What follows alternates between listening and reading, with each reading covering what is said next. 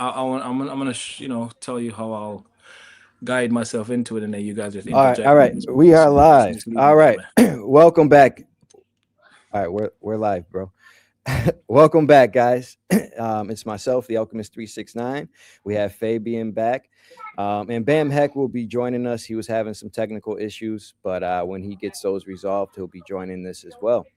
So we brought Fabian back on because since our last conversation, he's actually been able to have several other out of body experiences, and he's even been able to bring some abilities back to the physical with him.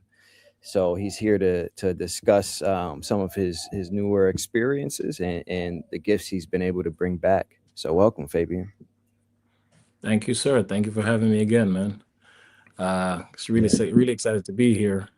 Um, since the very last, well, two OBEs ago, a few days ago, when I sent you that voice message, I was just so eager to tell you what happened, man, because I've been doing this for the longest, as you already know, but with the clarity now thing that I've been doing, I come out as a god. I don't go over there and remember that I'm a god. I come out with the intention and I fly out of here and I see beings and they get out of my way and nothing scares me. And I do it. One night I had two OBEs in the same night. And Mhm. it's been phenomenal, man. And I want to make sure I take this time out to thank you, man. You were the one who pretty much held my hand and pulled me out, bro, properly, like the way I wanted to, at least. Like I said, I have many experiences, but I usually come out through the sleep paralysis way. But the hard way, or the more challenging way for me, right? Because everybody got their thing, but for me, getting up out of my bed and walking on the floor and walking out of my house, I was never gonna do that. It just I didn't try to Yeah. see nothing in the house or nothing, you know. Yeah. And I don't Yeah. know what I would have, I don't know what I was afraid of, but that's exactly what the fear is. The fear is just fear of the unknown. I don't know what I'm gonna see, and I don't want to see it. And I was Yeah. never gonna do that, bro. Sorry. I'm in like a basement room here to get away from the kids. I didn't even Yeah. prep Yeah. my No problem. background properly, but you already know.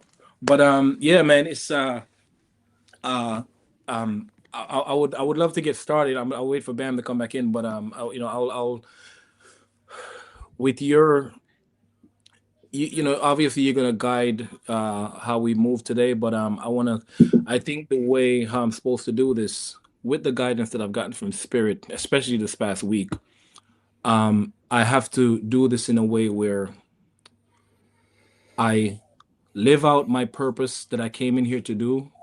And with the stuff that I've learned now, I fully got it now. And my higher self literally just came in and sat on me and just it's more of my higher self on the camera with you right now, Yeah. Yeah. physically you could physically feel it just come in and just unleash more of itself to me, and I want to offer that. And I think the message that I have, the essence of the human being, or Fabian, what I'm supposed to do here, I have to tell the story in a way where people who have similar stories could follow that blueprint. And that's what Spirit told me to say today. And Hmm. you are one loved guy on the other side. At least to my guys, when I talk about you and Darius, months ago I talked about Darius with somebody who I saw in this, and I didn't talk about a lot with you last time, but I'll share that today. But I mentioned Darius on one of the really nice OBEs I had months ago, and they said the same thing. Yeah, man, he's doing wonderful work, because what you guys are doing, it's such a shortcut is not the right way to say this, but I think the way the world is right now, you can wake up just by watching an interview like this. You just know what to do. And if you unfortunately lose your body tomorrow because you were texting and you get hit by a bus, if you saw this interview the day before, you would know what to do. If I'm saying, if you end up in a place where you don't It's like, enough. that's It's enough. amazing, right? Yeah. Yeah, Yeah. It's so enough. you Yeah. guys are doing phenomenal work, man. So that's what they told me. Like, you guys are doing phenomenal work. And even in the Bible, I'm a prior Bible man. I still love the Bible. But even in the Bible, it reads, it says, he who has ears, let him hear. and that's up to whoever want to follow. But when a man is drowning, he'll reach for anything, a Yeah, straw, yeah, anything. and So that's why I'm here, because that's kind of what led me, was when I was in a certain predicament in my life. That's when you start looking for answers, and yeah, if you build it, they will come. yes, And it will exactly. resonate with those that need to hear it, and those Yes, sir. that don't won't. But yeah, I'm Yeah. not sure where Bam is. He may be having some technical issues. But we can Okay. we can get going if you want, and Yeah, I'm man. sure he'll join in as we get started here. Yes, sir. Yeah. So what happened is, we met together maybe, I don't know, a week and a half ago, and on an Hmm. I've been the OB episode, and since then you've been able to leave your body on a pretty consistent basis, correct? Yes, sir. Yes, sir. The Yeah. hard way. Yeah. Add the hard way. Gotta add that. Yeah, man. And just the amount of confidence that was released to me, man. This is not the average man you're looking at. This is not even the same guy that you interviewed the last time, with what I came back with. Mhm. You know what I Yeah. mean? And Yeah. I'm in such eager to tell you everything. Like I want to just burst it out right now, but there's so much, man. Right now, there's a physical.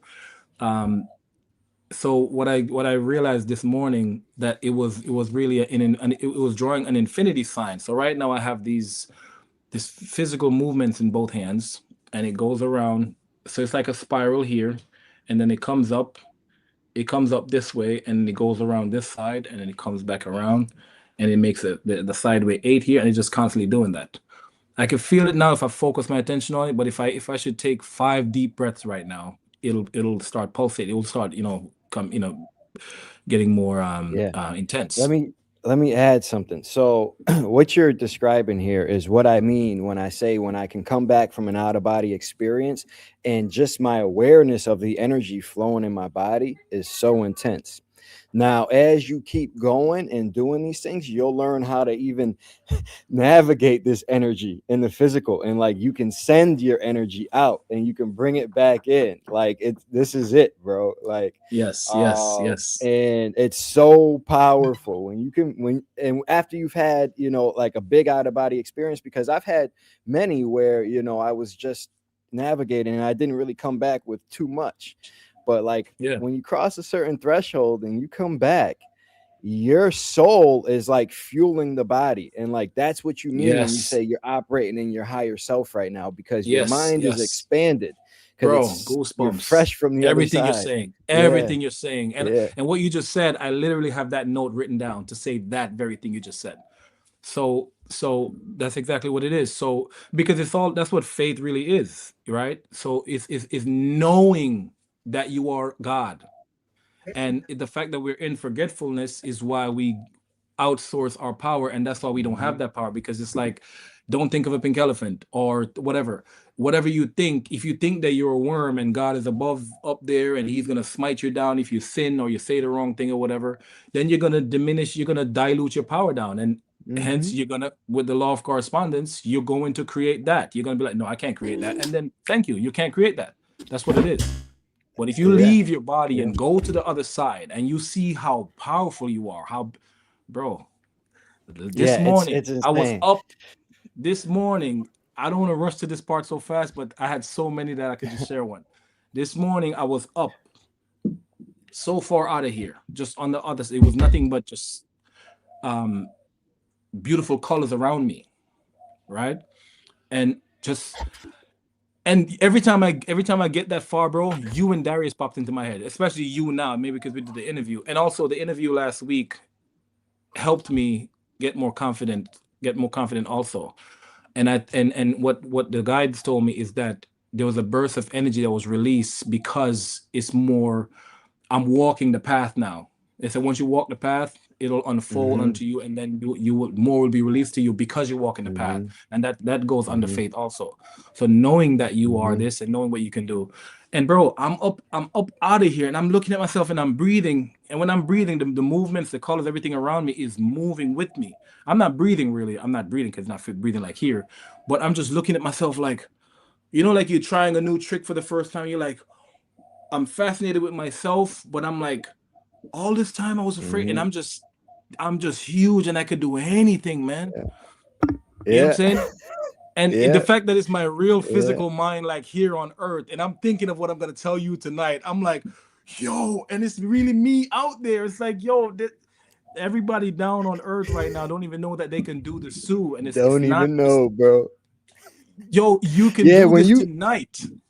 yeah, you can, man. And it's like I love this moment that you're in right now because when you come back from the other side, it's like Yeah, it's like you want to tell every damn you body. have so many revelations. You want to tell, yo, Yeah, I used to come back yeah, from an out of body experience and want to knock on everybody's door in my neighborhood and be like, yo, you exist outside of here. You are God. yeah, Remember, yeah, like, yeah, and man. it's just so amazing. It's like I didn't realize this the whole time. Like I was just living on earth and I didn't know about the other side. It's like amazing. And you have such energy about you, man. And everything that you said is just so true. You come back and you're able to channel energy.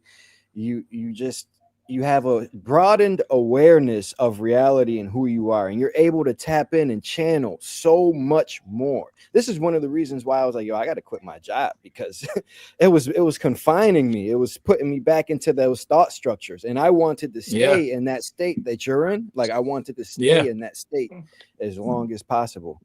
What's up, bro. Bam? When I Can tell you You you hear that, hear I me us? don't. now, What's guys? up, man? Oh, there we Yeah, go, we can hear you. my All man. right. Sorry about that, people.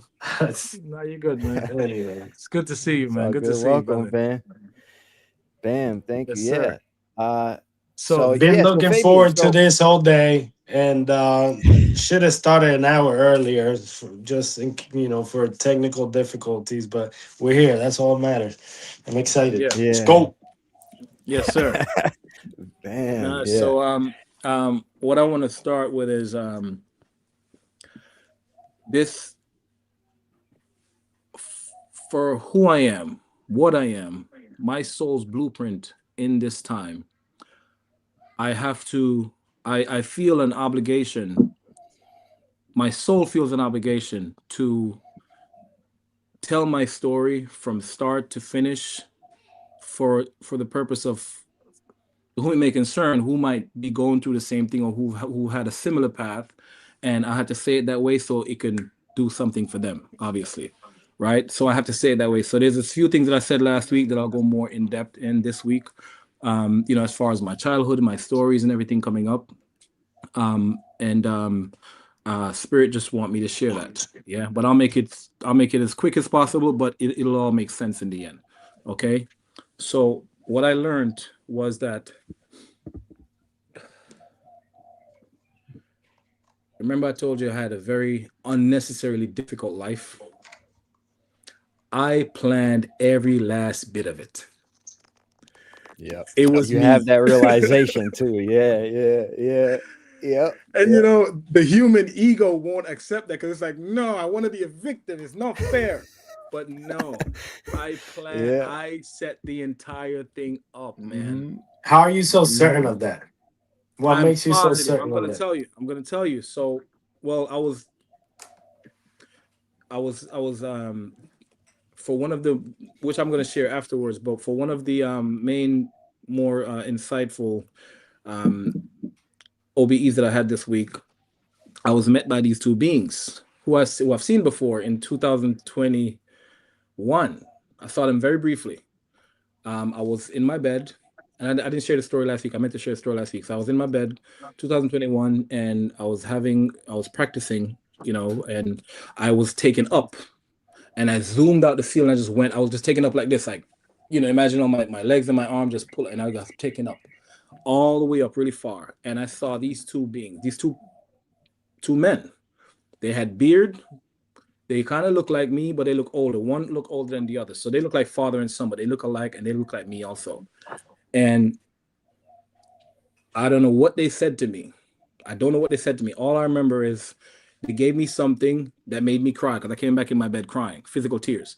And all I remember him saying is, "I'm gonna when I touch your upper lip, you're gonna be back in your body."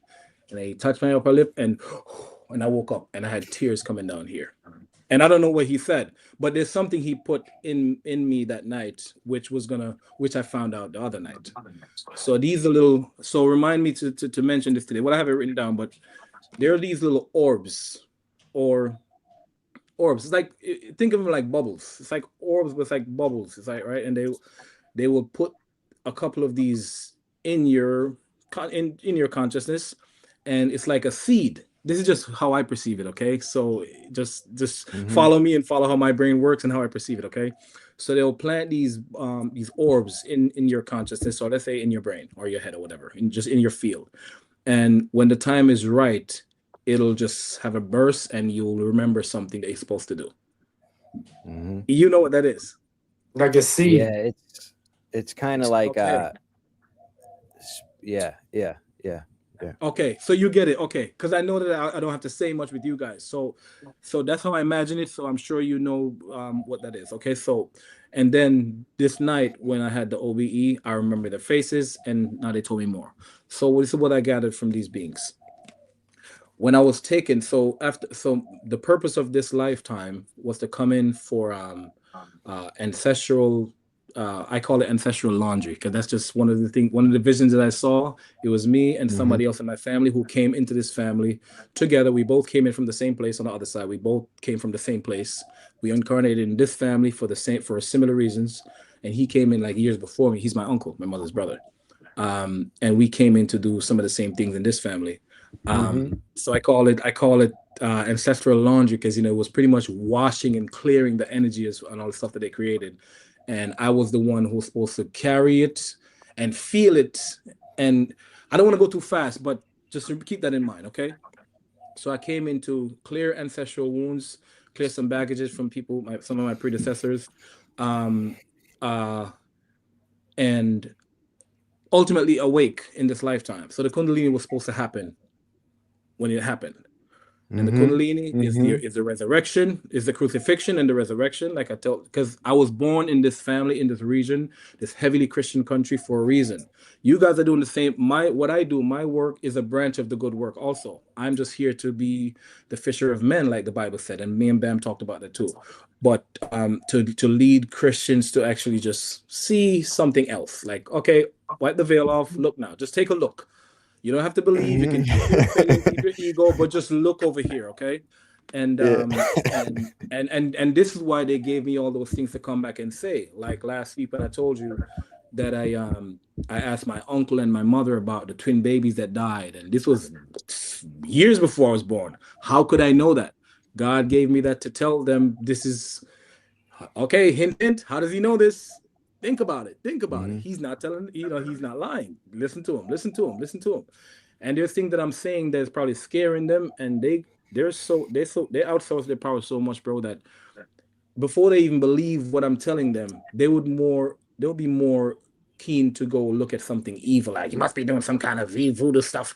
So if you believe in voodoo, why don't you believe in God? And why don't you believe that you are God? And why don't you believe that you have the power to do this? You're Yeah, outsourcing your it's power like if you again. can believe one thing, what makes you believe that all these other things aren't real? Yeah, You know yeah, what I'm saying? And the whole concept of voodoo and the scary stuff isn't human beings manipulating energy to play God, if you say it's the same thing. So what do you really believe? You know what I'm saying? So they never really uh look at what they're saying. They just have the opinion Well, have them instead of them having the that's opinion. that's what I was talking about that today about just that how religion what it does is and I'm not like I'm grateful for religion in my life. So this is not a shot at religion, but what religion does is just make you focus only on the words that you're listening, not the truth behind the words that you're listening to. And I'm like, you can sit there and read that book all you want, but it's gonna say something different to you than it's gonna say to me. So when you sit there and you listen Yeah, to yeah. somebody breaking it down for you, all you're doing is giving away your power to dissect it for yourself. So Yes. always stay on what they're telling you and not your own experience with it. Like one of the biggest breakthroughs I had was watching a movie. And I didn't understand why, and it was just a secular thing, had nothing to do with spirituality, but just that spoke to me. I love the sunrise because it speaks to me. So, truth is everywhere, but it's hard when you're set on a belief system because that's all you religion is a belief. I believe this, And that's that. So humility is gonna tell you, hey, you don't know. Even a pastor don't know it all. Like you gotta be open to see a different layer within the Yeah, information. right, right, exactly. So with that said, bro, what I want to say is this. Um, I identify this self and this story and this body as the soul's advocate. And I'll explain briefly again for who missed it last week what that means. But the soul's advocate is myself as my higher self.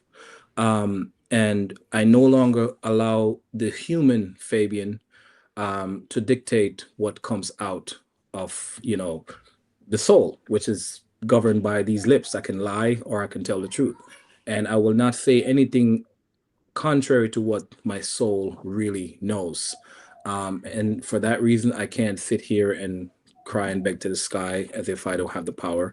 So the soul's advocate is really about freeing the inner man, because I've seen my soul, I've seen myself in the mirror. I looked it in the face and I saw the suffering that I put myself through over the years of living small, hiding, not believing in my true power, not knowing my true power, and how I tiptoed through this life because I believed I believed the story of the version of myself that was bestowed upon me by my predecessors, who was in ignorance. So I broke free from that, and I found myself, and I decided to give myself the love that I never got. And then above all of that, I went to find out that I planned all of it. I planned a lifetime of struggle, to have love withheld from me, very little to no empathy, or just to not feel seen. And as a result of that, I would go through a certain waves of coming close to collapsing, but then finding the strength to pick myself back up. So what I learned is that for the first 32 years of my life was all, so it was every 8 years. This is what I got from guys from the spirit side.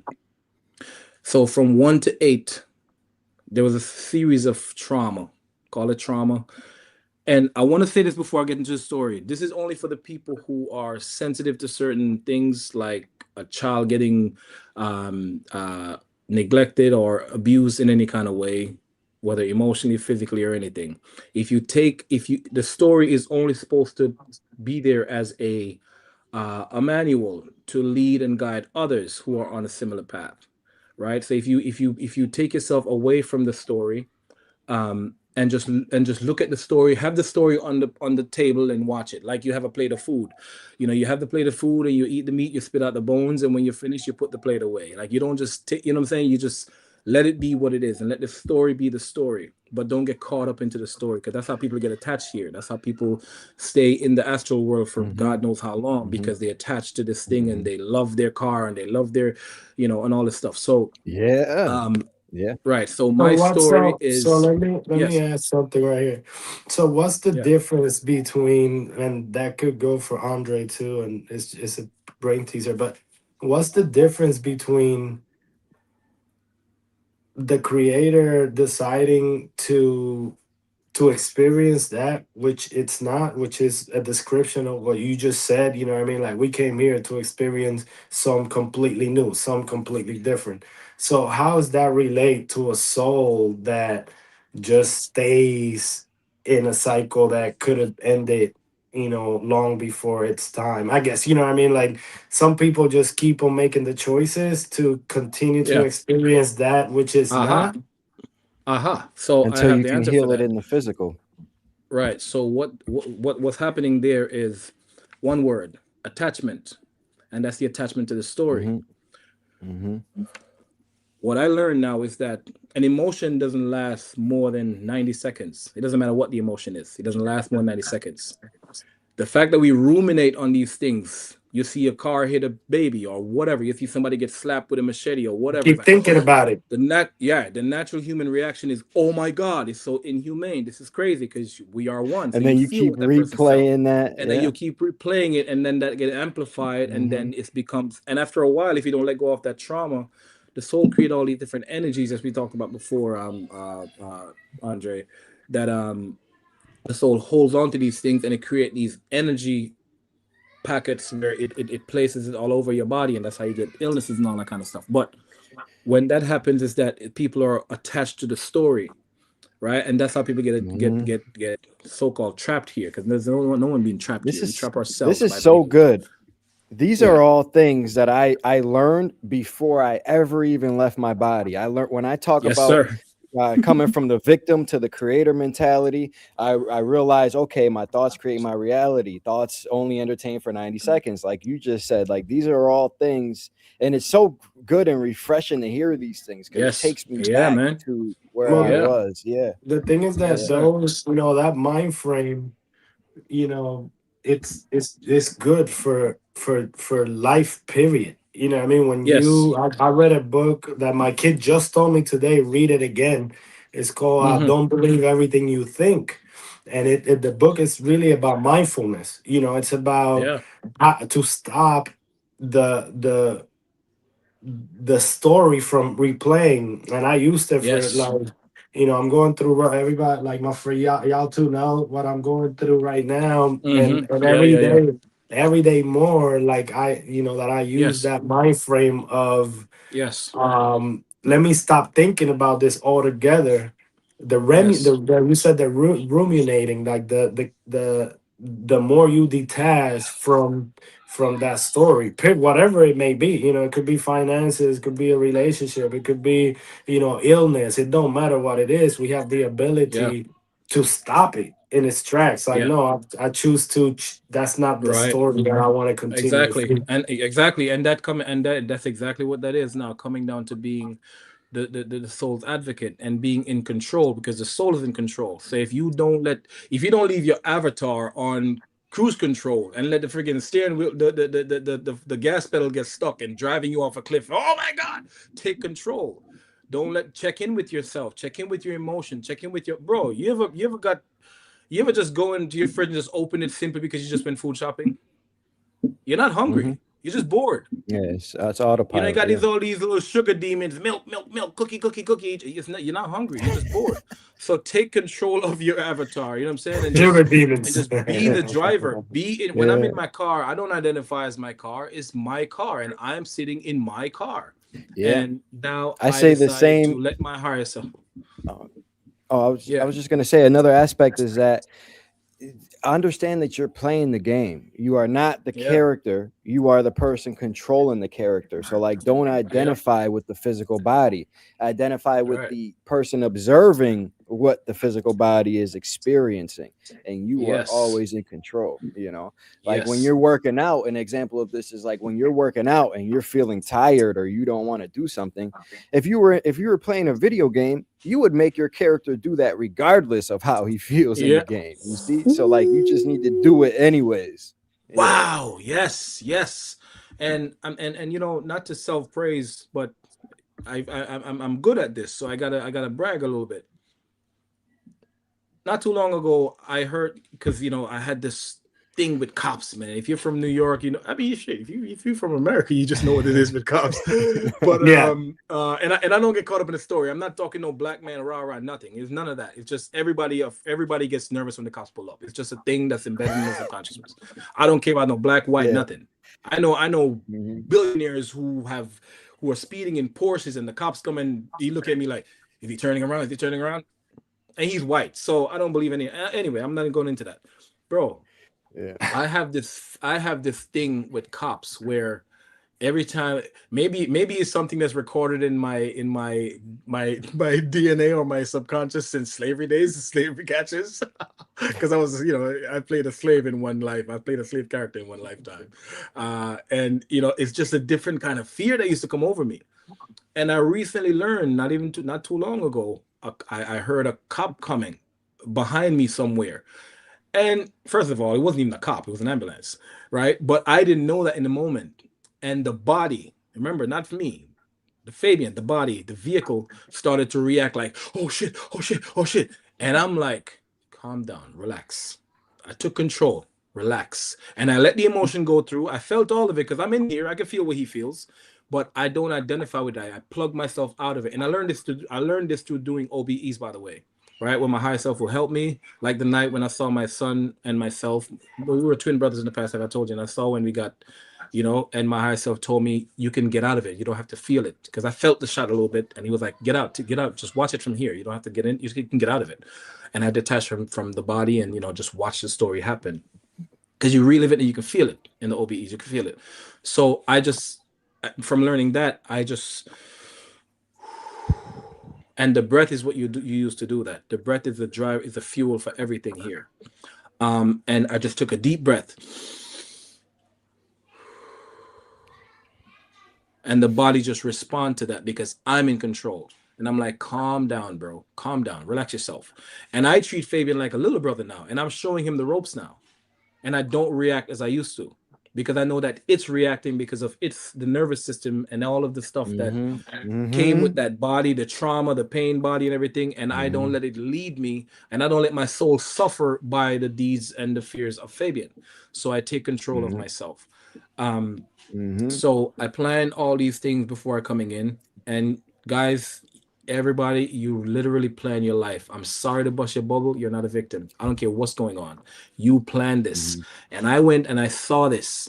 And I don't have I have the story to tell, but I don't have all of the they only show me what I needed to see is what I'm getting. Right. So if I ask, for example, if I ask certain questions, I'll just find myself in a different scene. Okay, fine. I guess I'm not supposed to know that, and they'll just block you from what you don't need to know because it could interfere with the trajectory of the rest of your life here. So you're not supposed to see it. They'll just block it. But what I did see is that for every 8 years, I was supposed to go through different series of obstacles in this game, and from 1 through 8, all of these things happen. The abuse from my parents, well, my mother and my older brother. I didn't go much into that last week. If you want me to touch on some of those, I can touch on it. Um, uh, as far as some of the physical stuff that happened, or I don't have to because that's the story, right? But I figured I'll give a little bit to help somebody who might be going through that, and just to show you that no matter how hard it is, I now at 38 years old know that I went through that because I put myself through it. So no matter how harsh it seems, I put myself through it because it was for the greater good of my soul's ascension and evolution. So you believe that's what we're here to evolve, to ascend. For my soul, what I came here to do in this lifetime is to Yeah. ascend. That's what I came here for. And there was a certain amount of things that I had to do in order to get that. This is my ninth time here, and I decided it's my final time. So they said, well, you can do the same thing in another 10 lifetimes, or you can just cram and be done now. But this is how you do it. And I chose the hard way to get out faster. Well, That's what what's I planned. happening? What's happening right now is that so Earth is also in the process of leaving it all. Like part of Earth is in the process of leaving all this baggage behind as well. So Yes, sir. as we walk Earth, we also are helping the cleansing of Earth. So that's why a lot of Yes. people, like most people around me, and I have a small circle, but most of them are in the same process of healing, and Yeah. it's deep wounds, it's stuff that it's been down our gene pool, it's been down, all of it. So also, though, I want to add this right now that we are, like you said, we chose to come here and experience a physical Yeah. life, but we Bam. are souls, like we are, spiritual beings. Yeah. Yeah. To 100%. touch on what you're saying, there's the micro and macro, right? The micro is each individual's path. The macro is the Mm. collective's path, you see? And with Fabian walking his micro path, his soul development was here to awaken. In return, that helps the macro, the collective, you see. Ah, So everything's interconnected, everything happens for a reason. He could be a splash in a pond that creates many ripples for other people's awakening. You see, everything's interconnected, everything happens for a yes. reason. So as you walk your Right. individual path, you're also helping the collective awaken. You I see, Exactly. agree. Yes, exactly. And Exactly. yeah. and those, those ripple, those effects are like, so they never stop rippling out. So that we really need to be conscientious of that, and even beyond what we say. Like, I sometimes catch myself just to, like, thinking about something that is just not beautiful towards that person, and I'm like, hold, like, it doesn't matter what I'm seeing. I don't want to think like that about them, because even your thoughts Mhm. affect how that person is perceived. Because Yes. it's a lot of Mhm. inanimate beings out there that need your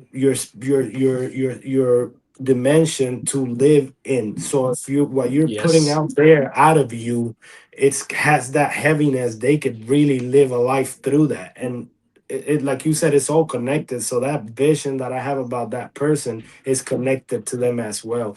So I know that's a Yes. Yeah. very I know that's a very lofty way of thinking, but and I'm not better than anybody, but I promise you, I catch myself like, no, I'm not gonna think like that. And I close my eyes and I envision that person as a goddess or a god. Like, I really do close Mhm. my eyes, and I'm like, I see him like, oh, like Zeus, or my daughter sometimes, whatever. I just see him with their hair flowing and stuff like that, healthy. So Yes. Yeah, That's a bam. hundred And that's a percent, man. great practice to do as you become aware of these thoughts and these things, because we all have them, right? We're all human. We all have these thoughts. But the practice to start to recondition it is, as soon as you capture this thought and you see it, you can either let it pass or actively change it, right? Actively change it. Hmm. And this will start to reprogram your subconscious. And in time, you'll have Yeah. less and less Absolutely. of these Absolutely. thoughts. And the Yeah. beauty of that Yeah. But is we're in the that's 3D. perfect. We're in the 3D, so it's like things don't manifest as fast here. So yeah. you can pump the brakes and stop a thought from creating anything too fast. It's me and my analogies, like this is just how my brain works, right? So uh as far as creating things or manifesting things, imagine you have, let's say, a bathtub, and you put, let's say, I was teaching my daughters, I was teaching my daughter about manifestation, and I put the rubber ducky on one end of the tub, and I we went to the other end of the tub, and I put my finger in the tub in the water, and I tap it like this, and then the ripple went off to the rubber ducky, and I said, "Will this ripple, this amount of force, will this ripple affect the rubber ducky?" And I touched it lightly like this, maybe about a pound of pressure like this, and the ripple went, and the ripple dissolved in the sun in the middle of the tub. It didn't touch the rubber ducky.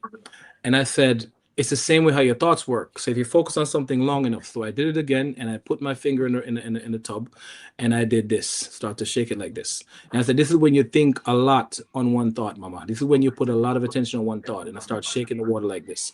And I see I'm ruminating on the thought. I'm ruminating on the thought. I'm ruminating on the thought. You see how far the rubber ducky is? These ripples are your thought forms, and this, my finger here, is your action, the acting of, the act of ruminating on those thoughts. This is the ripple, and then eventually the ripple will affect the rubber ducky. And it's the same way you could think of something that you want. You could want that rubber ducky or that toy. You could think a lot on it too. It doesn't matter what you think on, it'll create that. It will affect the thing that you want in the field, because the water will represent the force field, or the universe, or just this ocean that we're in. We're all connected. Whatever you do here is going to affect the masses. It's going to affect everyone, because we're all connected. And I saw that also in the outer body. I saw that. I saw how my thoughts. Remember, I told you how Darius taught me to. When you say, when the first year when I was doing this, I'll pinch the skin of my soul and I watch the ripple go through the window, go through the walls and bounce off. I'll even have Hmm. thoughts, and the thoughts will ripple, and I'll see the thoughts go out too. And everybody's Yeah. Yeah. connected. It looks like a little spider web. You know, imagine spider webs, how thin that is. Every single person is connected. It's like different spider webs going out like this out in the universe, and every single thing is connected. Every living being is connected that way. And I saw how the smallest action that I did for somebody, let's say it's good or even bad, I might say something passively, and the person who I said it to even if I didn't say it to them, just the fact that they were in my presence and they heard me say that in my middle of my frustration or something, the impact that it had on this person just by being in my field that day and hearing that, it affects everyone. There's not one person that doesn't get affected by everything else. We're all connected, and that scared the crap out of me, man. I started to just live.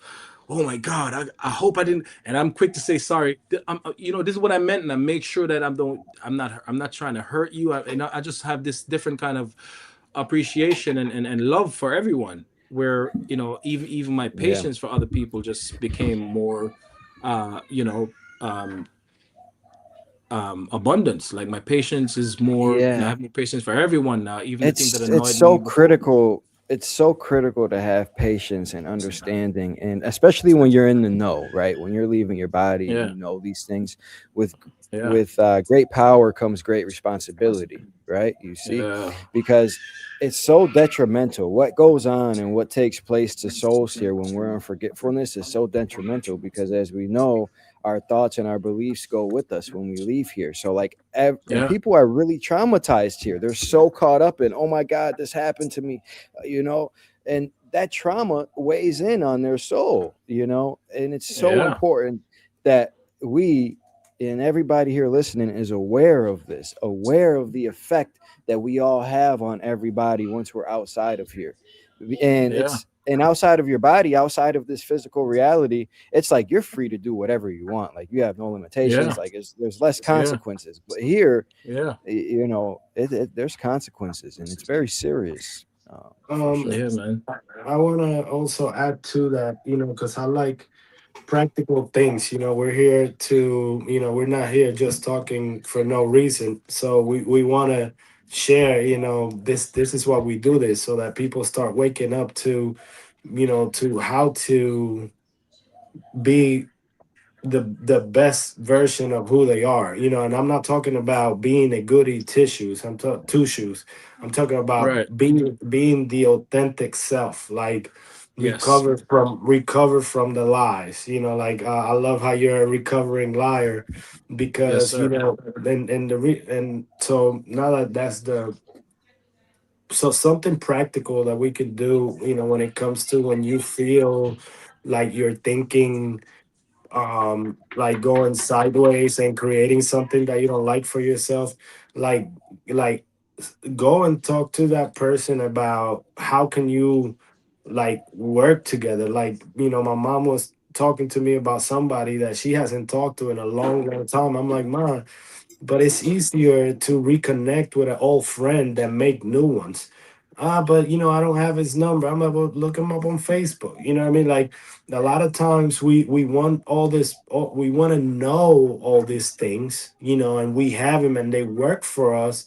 But how's that translating to bringing up, you know, showing what we who we are, and that doesn't happen just locked in your room. You really have to share it with others in the way that you're moving. So a lot of times whenever you have a thought about somebody, like all I'm saying is like, maybe speak to them the opposite. That's what I'm telling you, it's working for me. Like whenever I get a little, I call that person, text them, you know what I mean? Like, hey, I just want to let you know that I'm proud of you. I'm proud of you for this and that. And the thought wasn't that initially, it was like, whatever. But because those actions are gonna change that person's, for that second you'll change that person. You'll definitely make it. And all right, go ahead. Yeah, man. So with what you just No, said, very this, spot on, man. Very spot on. yeah, yeah, man. That's awesome. There's something that happened to me last summer because I've been having these OBEs so often in the past 2 years since the Kundalini. It just happened like I had to have at least, and this is being generous, guys. I had to have at least 100 OBEs since December 2024. Like I'm talking about, I get out almost every night. an average of maybe 4 times a week. I don't take a sleepy state for granted. I don't just go to bed and just pull my blanket on. I'm like, oh, Yeah, perfect, let's yeah. do When it. you're in that I state, Yeah, yeah, I'm it can not wasting a happen good pretty night. pretty I'm frequently. not wasting a good night of being tired. What? I'm Yeah, in there now. yeah, And I just don't go to sleep. I just yeah. don't I just don't take that luxury of pulling a blanket on and going back to sleep. I've been sleeping for 37 years. I'm awake. I want to see everything. And I pretty much live on the other side, bro. I appreciate being here. I work, I take care of my children, I do what I gotta do in the physical, but I spend 51% of my time in an OBE state. I get out of here, because of what I'm looking for. I'm not saying I'm not gonna enjoy my human experience here, but I think this is what I'm supposed to be doing at this time because they come so often now. And especially now since the past week and a half or so, and I can't thank you enough, bro, because even though I was having OBEs before, just coming out in the sleep paralysis way, coming out this way is a lot. It's new for me. Let's just say that because it's good for everybody else. The OBE is the OBE. How you get there, as long as you get there, that's fine. But for me, this was a test that I conquered for myself because it proves to me that I'm bigger than my fear. It shows me now, like, yeah, and So what are you saying when you somebody like say me go the hard way. before Oh my goodness. when you say before you were going to sleep paralysis way, are you speaking about just consciously waking up in sleep paralysis randomly and leaving that way? No, I would Like always just sleep paralysis happen to me. It's just I have yeah, a just I spontaneously? Yeah, I've been given a Oh, gift okay. where I get a lot more sleep paralysis than the average person. I would say Yeah, I get them a lot, and it yeah, started as a yeah. kid, like I told you. But I would get out that way. But this going out the long way, getting up, walking out my house, this is something that's I've been good at since you. Oh yeah, yeah, yeah. Just becoming aware that you can do these things. The same thing happened for me. So When what I are you was first doing? believing. I'm sorry, Oh yeah, Andre. go ahead. No, no, No, go finish ahead, that. bro. And I have a question for him. It's all good. I already forgot where I was going. Go ahead. I'm so sorry. I'm so sorry. I It's fine. wanted to Oh my ask him. goodness. I was I wanted to no, it's ask fine. him. We're here. We're here. What are you doing to stay on on the flow? Like what? Why? How can you, you know, be in between these two? That what are you doing for that? To be as predominant as it is, like like coming out every chance you get. What do you attribute that to? That's interesting because that was going to be my next point. Fabian, can't take credit for it necessarily. I think this was a part of my soul's, well, I know this was a part of my soul's plan, which is why I went through the things I went through, which is why I wanted to share some of the stories. Because as a child, since for as long as I can remember, I've always had these. And after maybe seven or so, I started to have these. I was always in a sleepy state, pretty much. So I was always overworked, right? This is just stuff I gave myself to do. Remember, I'm not I want to take the victim out of it. Now that I know why I came here, I put myself through that. So I was always overly worked and exhausted. So I lived in that sweet spot. You understand that sweet spot where you fall into sleep paralysis. So as a result of that, I became good at sleep paralysis. If that makes sense, I would manipulate it too. I would purposely manipulate my sleep cycle and just to get myself in a tired Hmm. state, just so I Hmm. can do it because it was, for the years when it was fun until it became more purposeful. Now it's like, okay, I can do this, I can do that. Wow. And I will stay up Yeah, for as long as I need to stay up, and I would just get out that way. But yeah. That is a I'm trick, one of the lucky and ones. I don't have a hard time getting out that way into sleep yeah, and a paralysis. good way to think about it is, all right. So what's sleep paralysis? Is when the body's in deep rest, right? Okay. Well, how many times have you gone to sleep and immediately been dreaming? right? So like it doesn't have to be a long process. It's all about how quick you can free your mind and shut your body down Yeah. and leave Yeah. this physical world mentally first, because before you can do anything, you first have to be it, right? Like before you even fall Mhm. asleep, what do you have to do? You have to pretend to be asleep. You have to close your eyes, act like you're sleeping and not move, right? It's the same thing. So Yeah. before you can leave the body, you Yeah. have to physically free your mind, you see? And yeah, you can Yeah. achieve these things very easy. Yeah. The sweet spot is, I have been recently, the sweet spot is like when you wake up in the morning, you wake up for a little bit and go back to sleep. Like that's the sweet spot That's the one. for sure. That's my favorite one. That's why I told you I do it Yeah. in the morning. That's Yeah. why. Me Wake too. up, Yeah. wake Yeah. up, and go back to sleep. Like wake up Yeah. in the middle of the night. Yeah. Yeah. It's better than the No, night. The morning for me. yeah, I wake up at like, say I go to sleep at like 8 or 9. I might wake up at like 4, 5 in the morning. I'll stay up for an hour or two, have a cup of coffee, get some work done, and then I go back to Yep. sleep, and it'll Yep. happen. Yeah. That's the spot. That's the spot. Even That's the after best time drinking to do it. caffeine, even after coffee. Yep. Bro, yeah, Doesn't bro. affect I've me at had all. 2, 3 cups of coffee, up working, Bro, chiefing, I'm up at late and go night right drinking back. coffee and I have Yeah, doesn't yeah, affect me That's either. Yep. awesome. Yeah, yeah. man. Don't affect me at all. Yeah, And that Now, comes down to the control, the will of the soul. If you believe the coffee is gonna yeah. keep you up, it will. do you It will. okay? Yeah. So do How y'all think, control? because you know, like I can't relate to you guys. You know what I mean? Like I can't just. I mean, that's my mind right now But saying you that. can. You're a god. You can. You can Nah, relate okay, to it. so You but a can. lot of people here, you know, a lot of Yeah. people here are different than the two of you. You know what I mean, including me. So I'm saying,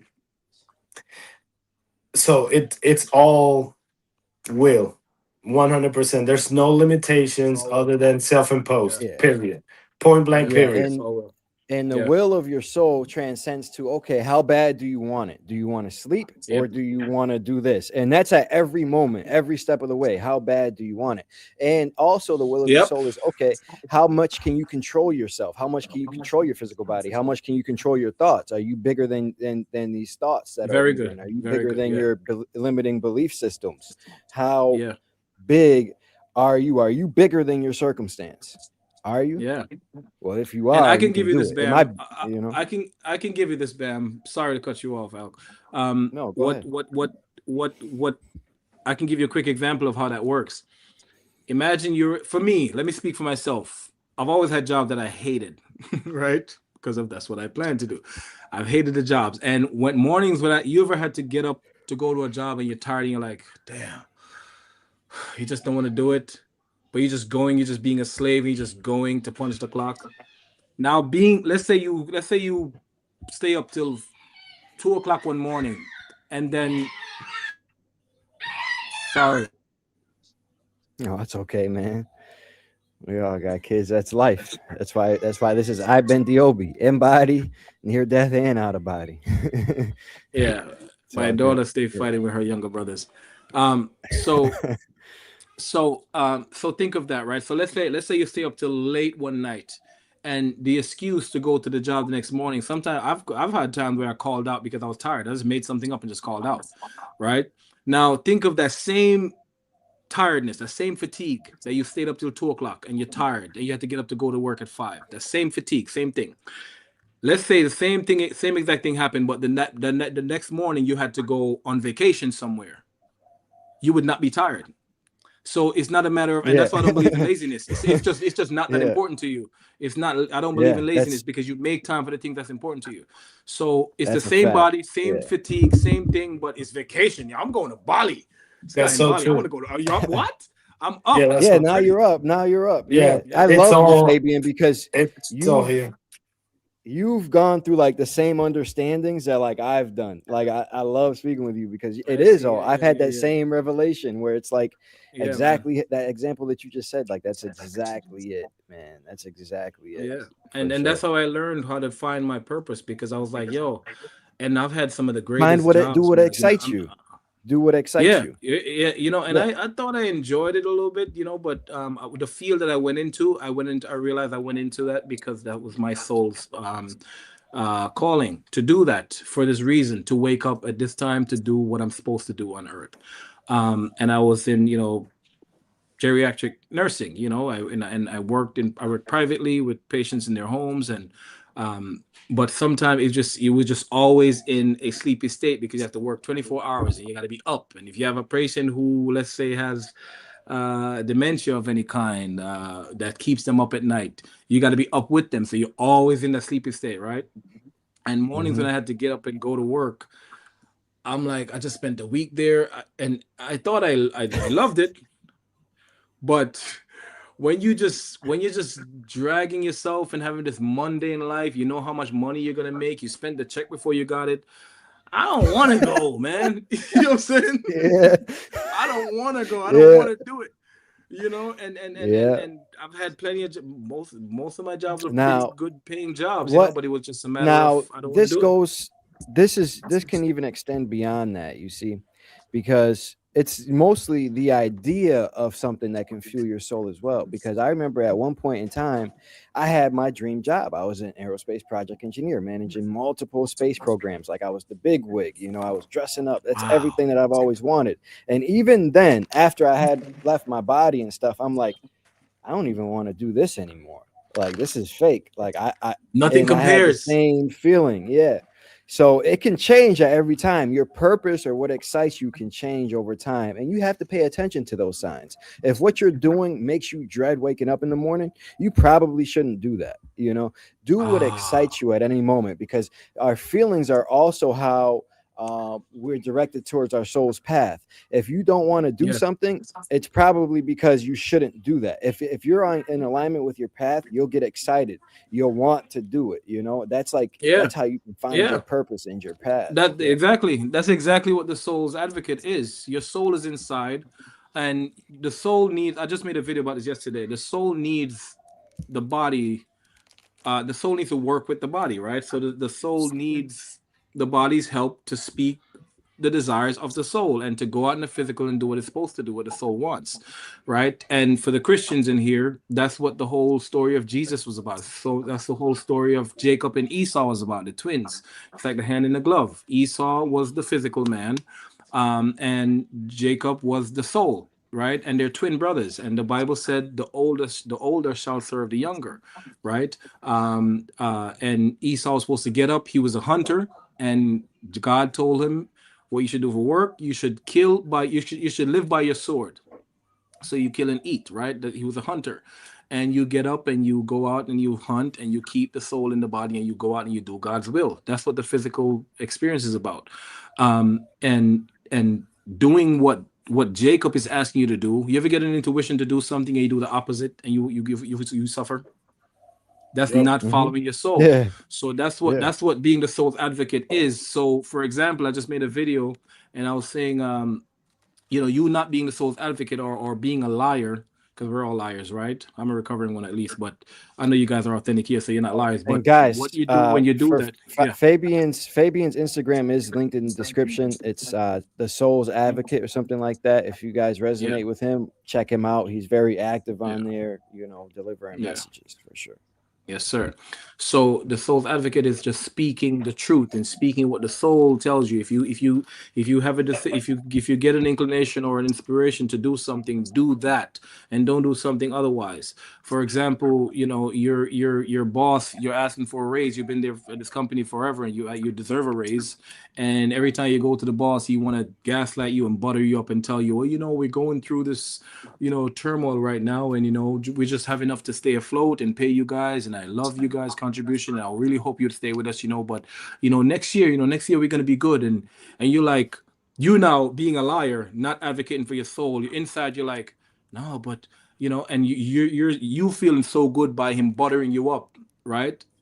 You, the slave you, the physical you, who just need the job because you don't believe that you are a god and you can create whatever you want. You're not believing in the power of the soul. Here you now. Oh yes, sir. It's all right, man. I'm a team player, man. Yes, sir. Yes, sir. Thank you, sir. Yes, sir. And your soul is in there like, what? Our car's about to be repossessed. You need the money. What are you talking about? Bro, what are you talking about? We need the money. And that's why you get that nervous feeling. That's why you get the adrenaline start pumping like, yo, you're lying to yourself. You know what I'm saying? You're dating a girl and she's pretty and you can't get over the fact that she's so pretty and you want to be with her in that way.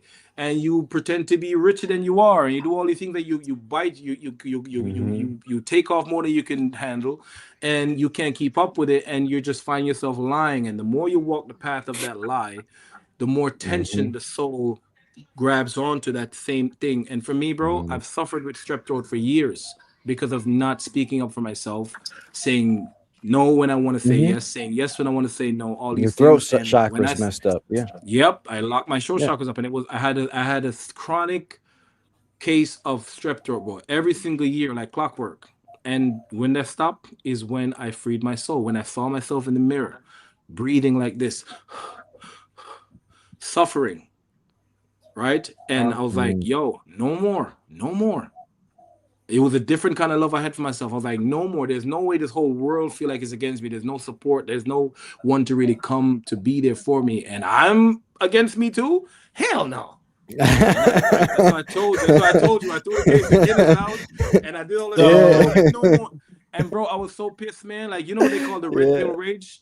I woke up like, Mm-hmm. I've been doing this to me too. And I became a one-man band for myself. That's how angry I got. I got Mm-hmm. red pill rage. The next day, bro, I went to this nail salon and this lady, she was doing my feet and she was like, making up her face and stuff and not want to do it right and talking about me in her language and stuff.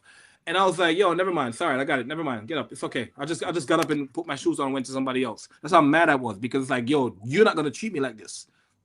You know what I'm saying? I spoke up for myself and for everybody. Everybody got it. And I went through a series of red pill rage where I woke up like, is this what I've been doing to myself the whole time? Because everybody's walking around with that sad little person inside them who is not living their real truth. Everybody's lying. Mm-hmm.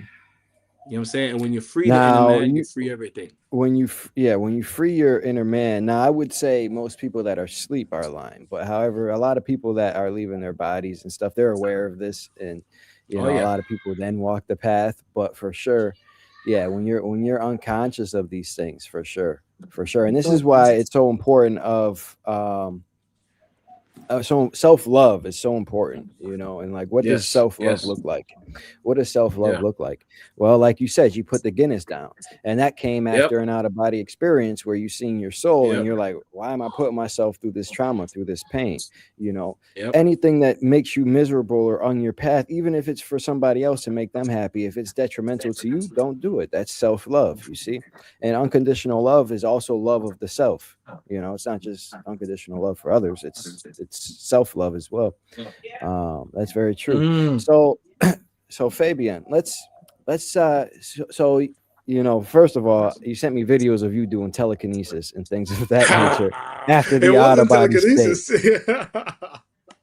So Bro, so it let's was it's yeah, yeah. yeah. Okay, go ahead. Thank you. Yeah, go ahead. So let's get into your recent experiences and how you're able to bring your soul's frequency back into the physical and obtain these abilities through the belief, will of your soul, and just soul's frequency. Yeah. Yeah. So it I won't go back too much, but it all started mainly after the Kundalini. All of my power just been released to me. It's like every month, kind of. I would just to put it in a nice, pretty way. Let's say every month or so, something else happened to me and for me, where I told you I'm clairsentient. I'm also have some clears open up. I'm clear audient also. I've had OBEs, or sometimes I had these light visions where I talk to God or spirit, and God will tell me. I was told this audibly. I was told when it's God, it's going to be your left ear. When you feel a ringing in your left ear, it's going to be God. And when there's a ringing and like a blockage in your right ear, it's just different energies in your field. It could be people passing by. It doesn't have to be a negative spirit. It could just be somebody who's in the next dimension walking by your house or in your room or whatever. And that's what that is. And that's how you know the difference. So these little things come through. Oh, did he freeze? Bam, can you hear me? Yes, sir. Oh, Sorry, Fabian. I'm Oh, having it's all dinner. good. It's all good. Fabian must have froze. Fabian, if you can hear us, brother, log out and come back in for What sure. an amazing So conversation, bro. Be yeah. So back. while he's gone, I'll mention just last night I was out. So last night I was in a dream. this is how oftentimes when I'm in a dream, I'll end up becoming aware in the dream, and I actually felt my soul leaving my dream body in the dream. And like I thought the dream was real life, like I thought it was just real life. So I'm like, oh, okay, so I'm just leaving my body. And I was touching the floor, getting away and stuff. And then I'm like, okay, I think I'm fully out now. Let me try to get up and walk. And then when I tried to get up and walk, I moved my physical body. And I'm like, oh, okay. And then that put me in the reference, like, okay, I'm not in a dream. Now I'm now on my in base reality, I was like, okay, that was just a dream. Like I really thought I was just leaving my body, but I was still in that state. And as I came back, I seen something in the room and it shocked me real quick. I was like, oh, and instantly it was over. It just shocked me. So it was a little hard navigating from that state, but yeah, What do you see in your room? a Just a being. It was like being? a, yeah, it was like it was like he was like a white guy with like long hair, and like he had like a robe on. It wasn't a hooded, it was just like a robe. But just seeing him, it was kind of like if you just woke up and you seen your mom looking over you or your partner, it's just like, oh, like it just shocks you real quick. And I was Have like, you that's seen him have you seen him before? Or? this guy. No, no, I've never seen him before. And then like a couple days ago, I also was out and I seen my friend again, and I had just became aware in the out of body state, and I had just became aware in the out of body state, and I was talking to my friend who passed away several years ago, and I'm just like, he had his shirt off, and I'm just looking at his body. I'm like, damn, man, when'd you get so fit? I was like, you're looking really good these days, bro. I was like, damn, man, what's going on? And he was just like, oh yeah, me and Brady, this is just how we look now. And when he said Brady, that's when it clicked, because Brady's also dead. And I'm like, oh yeah, you guys are dead. I'm out of my body. And then I was instantly back in. I was like, oh, but yeah, you just become aware in these states, quite often. You can become aware in your dream state, become aware in and out of body. Yeah. All right. Fabian's Welcome back. back, Fabian. Welcome back, Fabian. Yes, sir. I think my kids knocked out the Wi-Fi, so I decided to go on my phone's Wi-Fi. I'm not about to take that risk again. Uh, Oh, okay. so yeah, man, what was I? Yeah, so the telekinesis.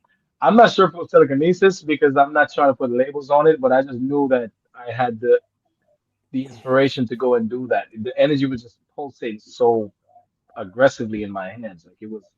Um, so how I learned how to do that is number one, I was saying that all of these gifts that was released to me, because the more you tap into your higher self, and on the other side, there's more you come back with just by embodying it and just knowing that, wow, this is the real me. And when you do something over there, you're eager and you naturally want to come back and do it here. Like, wow, you know. And when I'm out of my body and I imagine my favorite thing to my color I choose is like white liquid light, right? I picture it as liquid light.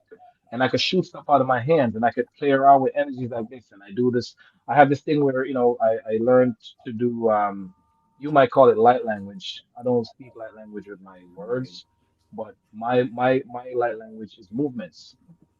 And this was unlocked for me months ago. Um, by somebody else who was in this field as well, who helped me open that up. But my light language is movements, and I move my entire body, right?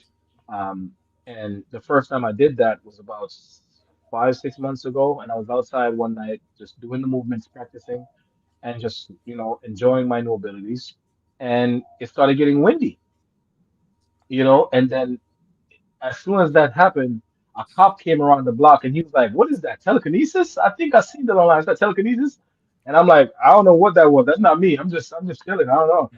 It frightened me. I was like, "Whoa!" You know what I'm saying? I was just doing the movements and it started getting windy around me, like a spiral wind around me you know. And that was the first time that happened. And I practice. I do it a lot now, but it's not necessarily telekinesis like some of the guys do. I'm just moving around the energies, and I use that to heal myself, heal my kids, heal. Just I do that now. And when you're on the other side, when I get out of my body, I practice those same movements, and I can see physical light. I can make the light whatever I want it to be, and I do things, and it's like it's like physically moving energy. You can feel it's almost as if you could feel the weight of the light that you're pushing, right? And I'm just enjoying it, right? I'm just playing around, enjoying it. Um, and this night, like I told you, this was the most this past week since your last stream, bro. I know I keep saying it, I keep preaching, but with the degree of confidence that I get when I leave now, not waking up out of sleep paralysis, leaving from start to finish, one, two, three, four, five, leaving and getting out. I come out with such, I'm a god, bro. Like I have all the power. Yeah. I feel like I have Yeah. all the power to do anything I want to do. And Hmm. the very last one, I hate to jump to the very last one, but it's just bursting out of me, right? So this the other morning, I got up and I flew out the window, and this window just became a portal. I didn't go through a window. I went out and I ended up in a different dimension. And guess what I saw? That was the last thing I wanted to tell you, but I can't help it. Guess what I saw? Hmm. That damn ship. Which ship? The The ship I've been telling you about, and I sent you a voice note the oh other day that I oh hear yeah the ship again. I was on yeah live stream on my thing, and I have the video of it. I was yeah. on live. I wasn't on live. I was making a video, and I heard it, and you can see my reaction in real time. I was like, and I called my son right away, like, come, come, come, come. Do you hear it? What do you hear? What do you hear? He's like, I hear nothing. Daddy, I hear nothing. What is it? You know? But the noise came back again, and that's Mm. after that morning. So I flew out my window, and I got into this place and I saw the first thing I saw was like this big it's a big open area. And I saw this thing that looks like a terminal. It looks like a imagine a ramp to get on the highway, but it's built out of this marble looking and the color was candy purple slash greenish slash grayish. And it looks like marble. But it's a whole terminal and it's really long. And on this terminal is a lot of little small aircrafts outside of the big aircraft, the big ship small aircraft that looks like imagine they look like let's say maybe jet skis, right? And people are riding them around. People are hovering, beings are hovering around on them. And I flew out of my window. When I flew out of my window, I'm speeding. And this is not the actual projection going into OBE. This is me coming out of my window and flying out with the confidence, like I told you, with the clarity now. Got out, boom. Um, and and I saw this being. I saw this person. It was a human being. It was a person on one of these crafts, these little crafts. And he saw me coming and I didn't have no fear. And I'm like, yo, I thought if I saw somebody, I would have been afraid. I'm not afraid. I'm not afraid anymore. And I think you're frozen. You're here? Okay. And I'm speeding down behind him and he saw me coming and he got out of the way. Like, as if he moved because he was afraid of me or he just got out of the way. He just gave me way, like got out of my way. And then when I passed him, he was laughing. And I'm wondering if this is somebody that I know because he was laughing like the laugh that he had was like he was proud of me or like, I see you, bro. I see you. You're not afraid anymore, huh? I see you. That's the kind of look he gave me. That's what I got from that Hmm. look. Yeah. I'm not gonna say Yeah. he told me anything It's, telepathically, but it's just you told me to trust my intuition. That's what I'm getting. I think he knows yeah. me, Yeah. and Yeah. he's like, "Yeah, I see you, bro. You're not afraid. Okay, It's look at you.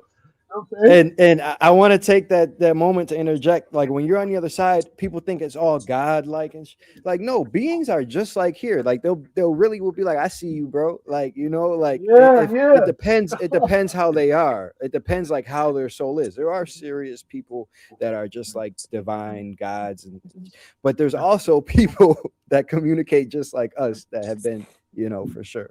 right." Okay, so this was why I was saving this for last because this was the fun one, right? Not the most fun one, but it was one of the good ones. You remember I was telling you about the ship from the last time when I went down to my mother and when I heard the humming in my head, and then when I got out and I saw the ship and I saw the buttons. Remember I told you about that three different event with ships? Hmm. Okay, well I'm assuming that this is what my higher self was ready to show me because I kept asking her, "What is the ship about? What is it?" And here come the humming again. What's the ship about? And when I got out, I saw what looks like a terminal, and this terminal was for the smaller crafts, the smaller jet ski looking crafts. And there was a big one that took up the whole friggin' state. How big it was? It was just everywhere, right? And it's right out here, exactly where I saw it the last time. meaning, the apartment that I'm in, the apartment building I'm in that apartment, when I got out, I was inside the ship. And right here in Earth, in 3D, you guys stuck? You guys are frozen. Damn it. Oh no, we're No, good. no, We can hear everything you. good. Oh, You're you're good. here. Okay, it looks frozen on my screen. I thought I lost you again. I thought I lost you again. Sorry. Oh no. So, No, right we're here just we're just frozen okay. watching you. We're like, Okay, no, it was frozen just now. Let me put the phone closer. No, so right here in 3D, it'll look like my room in the apartment, but just right above, and that's what I learned also. I think this is, what did he say? I wrote it down. What did he say? He said about 8 or 12 inches away from your nose is the next dimension over. Is that that's what I got? Is that true? Well, why would I ask if it's true? Okay, that's what I got. That's what they told me. So it said Hmm. right above, it's at 8 inches. I think it's at 8 or 12 inches, but away from the tip of your nose, from the tip of everyone's nose, is the next dimension. And that's where the other That would dimension that is. would that would That's make where sense to there's. me. I've never gathered that, but that would make sense to me because there may be some physical difference to it, but like it's frequency as well, and the light spectrum plays in a part of it. But like that would make sense to me. Yeah, yeah. I've never got that, but yeah. yeah, Well, and that so so I got yeah. I got a go ahead, Fabian. No, no, no. I wasn't saying anything. I think there's a lag. I'm not sure if it's mine or what's going on, but there was a lag. Okay, Now go ahead, so man. yeah, like last year I got contacted. I went outside and seen some ships, and I didn't know who it was or anything, Hmm. but they were, remember Andre, and some people might remember, but they were Hmm. communicating with me telepathically, like straight up, and I was doubtful. I'm like, like, if this is my head, and they're like, Yeah. no, check this out, and they kept moving in the skies, and to the point, and I was just telling my dad that today. I was talking to my dad earlier, and I was telling him about that experience. Reason I bring that up is because we are going to, our galactic brothers and sisters, they're about to show up. They're about to show up. So, you know, Ah, yeah, so that the ships are here, ships okay. are behind, they're in cover, but there's a lot that's gonna be disclosed this year. And Yeah, I think the being that I Okay. seen last night could have been like a Palladian, like he had that template, but like I didn't have an opportunity to talk or communicate. But yeah, yeah, the yeah. the So for the, sure, the they're coming dimensions through are for sure. merging again. Yeah, I'm excited. yeah, yeah, for sure. Oh, Fabian froze again. His phone must have I gone. But yeah, see. I I remember that see. I experience. see. Oh, here he. That makes sense Oh then. yeah, he's I back. see. So you said okay. The dimensions are merging, you said.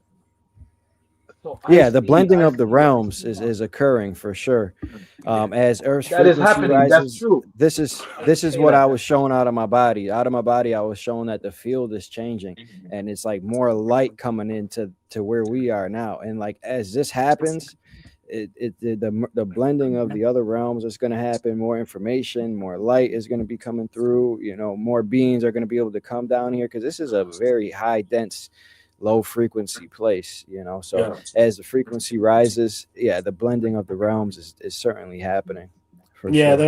Well, there's thank you for gotta that, man. be, And thank you for that. yeah, there's gotta be and everybody listening, you know what I mean? Like the I mean, I came up with this podcast between Andrea and I, right? We came up with the name and all this You good did. stuff. This was all Bam Yeah. idea. So, but the reason I did it, Yeah. now the reason I did it, I put this together so that anytime that we put stuff out there, guys, like really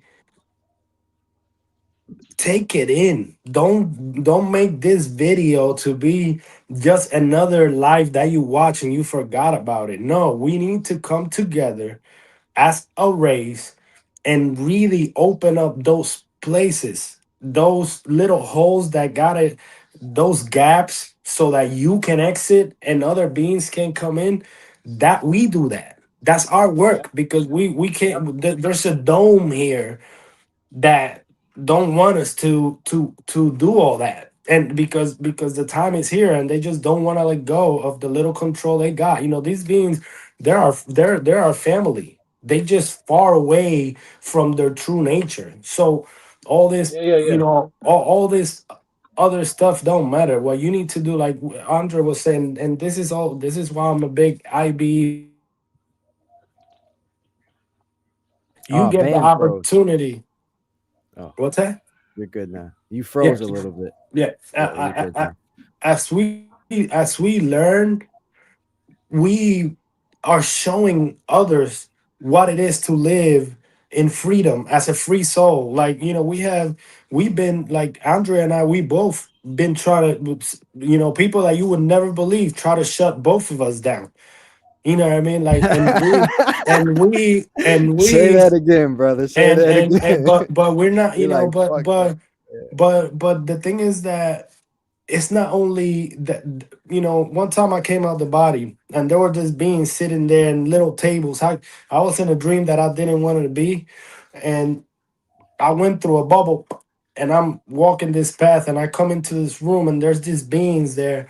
And that's the one, that's that race that don't want to, they here to make our journey a little more challenging. You know what I mean? There's nothing wrong with that, because that's what we came here to enter. We enter here to, like Fabian was saying, to accelerate into greater creations. Like, this is foundational stuff that we're learning here in order to access different stages of creation. But I say all that to say, on your day-to-day life, let your light shine out. Like that's the reason I put this together, so that you take this little bits of information and apply them to your life, and that will give you more access to exit, because you'll match that frequency of unconditional love. I know we haven't say that in a long time, but unconditional love is the language of everything. Like, everything falls under that power that holds it, that little web that Fabian was talking about earlier. That's unconditional love. That's a place where everything and everyone and every experience is accepted. Yeah. So be kind to yourself. Be kind to yourself, and don't feel like, because these guys are here. No, like, we're not there. We still here doing it with you. So just remember, like, it's a decision by decision by decision that you can access all this, all that. Yeah, man. I appreciate that, man. That makes a lot of sense to me, and that they're here because this is the second time I so remember the first time I was telling you that it was I got up off my bed. My body was on the couch rather, and I took about 2 steps away from my body, and I the the next dimension was right in front of me because I could see it was a bit nebulous, and then it was like that's why I used the plate of water analogy. It was like imagine you have let me clear up that analogy. So imagine you have a flat plate of water, and the water on that plate, it doesn't fill the entire plate up. And the more you move the plate, the water moves around. So imagine the water as the veil between this dimension and the next. And the white part of the plate is you seeing Mm-hmm. the next dimension. Mm-hmm. And it was just Yeah, going like yeah. this. Right. So when I got up Mm-hmm. and when I got up off the bed because I looked at my body and I remember I told I was checking out my haircut like, wow, that's how I look from the side. My body pulled me back in. My snore, there was a deep snore because I got excited, and it was a little creepy. It was a little like, damn, wow, my body just pulled me back. It was like, and I felt it pull me like, oh no no no, get away from the body. And I walked Yeah. away, and then I That saw, snoring is crazy when you hear like I remember being let out it and go. seeing hearing the snoring and I'd be like, oh, is somebody else here with me? It was me. Yep, I that was was like, you because oh that's shit. how deep you are. Yeah, So yeah. so I saw the buttons and I saw the beings. It was really white. I saw beings walking around, very tall beings, like 20-foot beings. And then the snow pulled me back. And then this time I flew out my window and I saw this guy and I feel like I know him, bro. I feel like I know him. But anyway, he looks like he was happy to see me and he was happy that I was doing this. Like, wow. You imagine the guy saying, bro, you really freaking did it, man. You really did the earth thing, man, and you really did it. And look at you now. What the hell? That's all I came back with. I feel like that's what he was saying to Yeah, me. I'm gonna trust it. I'm yeah, gonna work with that. I think that's what he felt for real. yeah, yeah. Um, and then I flew out, and then I was just enjoying it, probably like, wow. And bro, all I could think of is how grateful I am to you, man. Like the entire time, your image just came to me. Like I had you in mind. Like, wow, Andre said just clarity now, and that's all it is from clarity now. All this time I could have been doing this.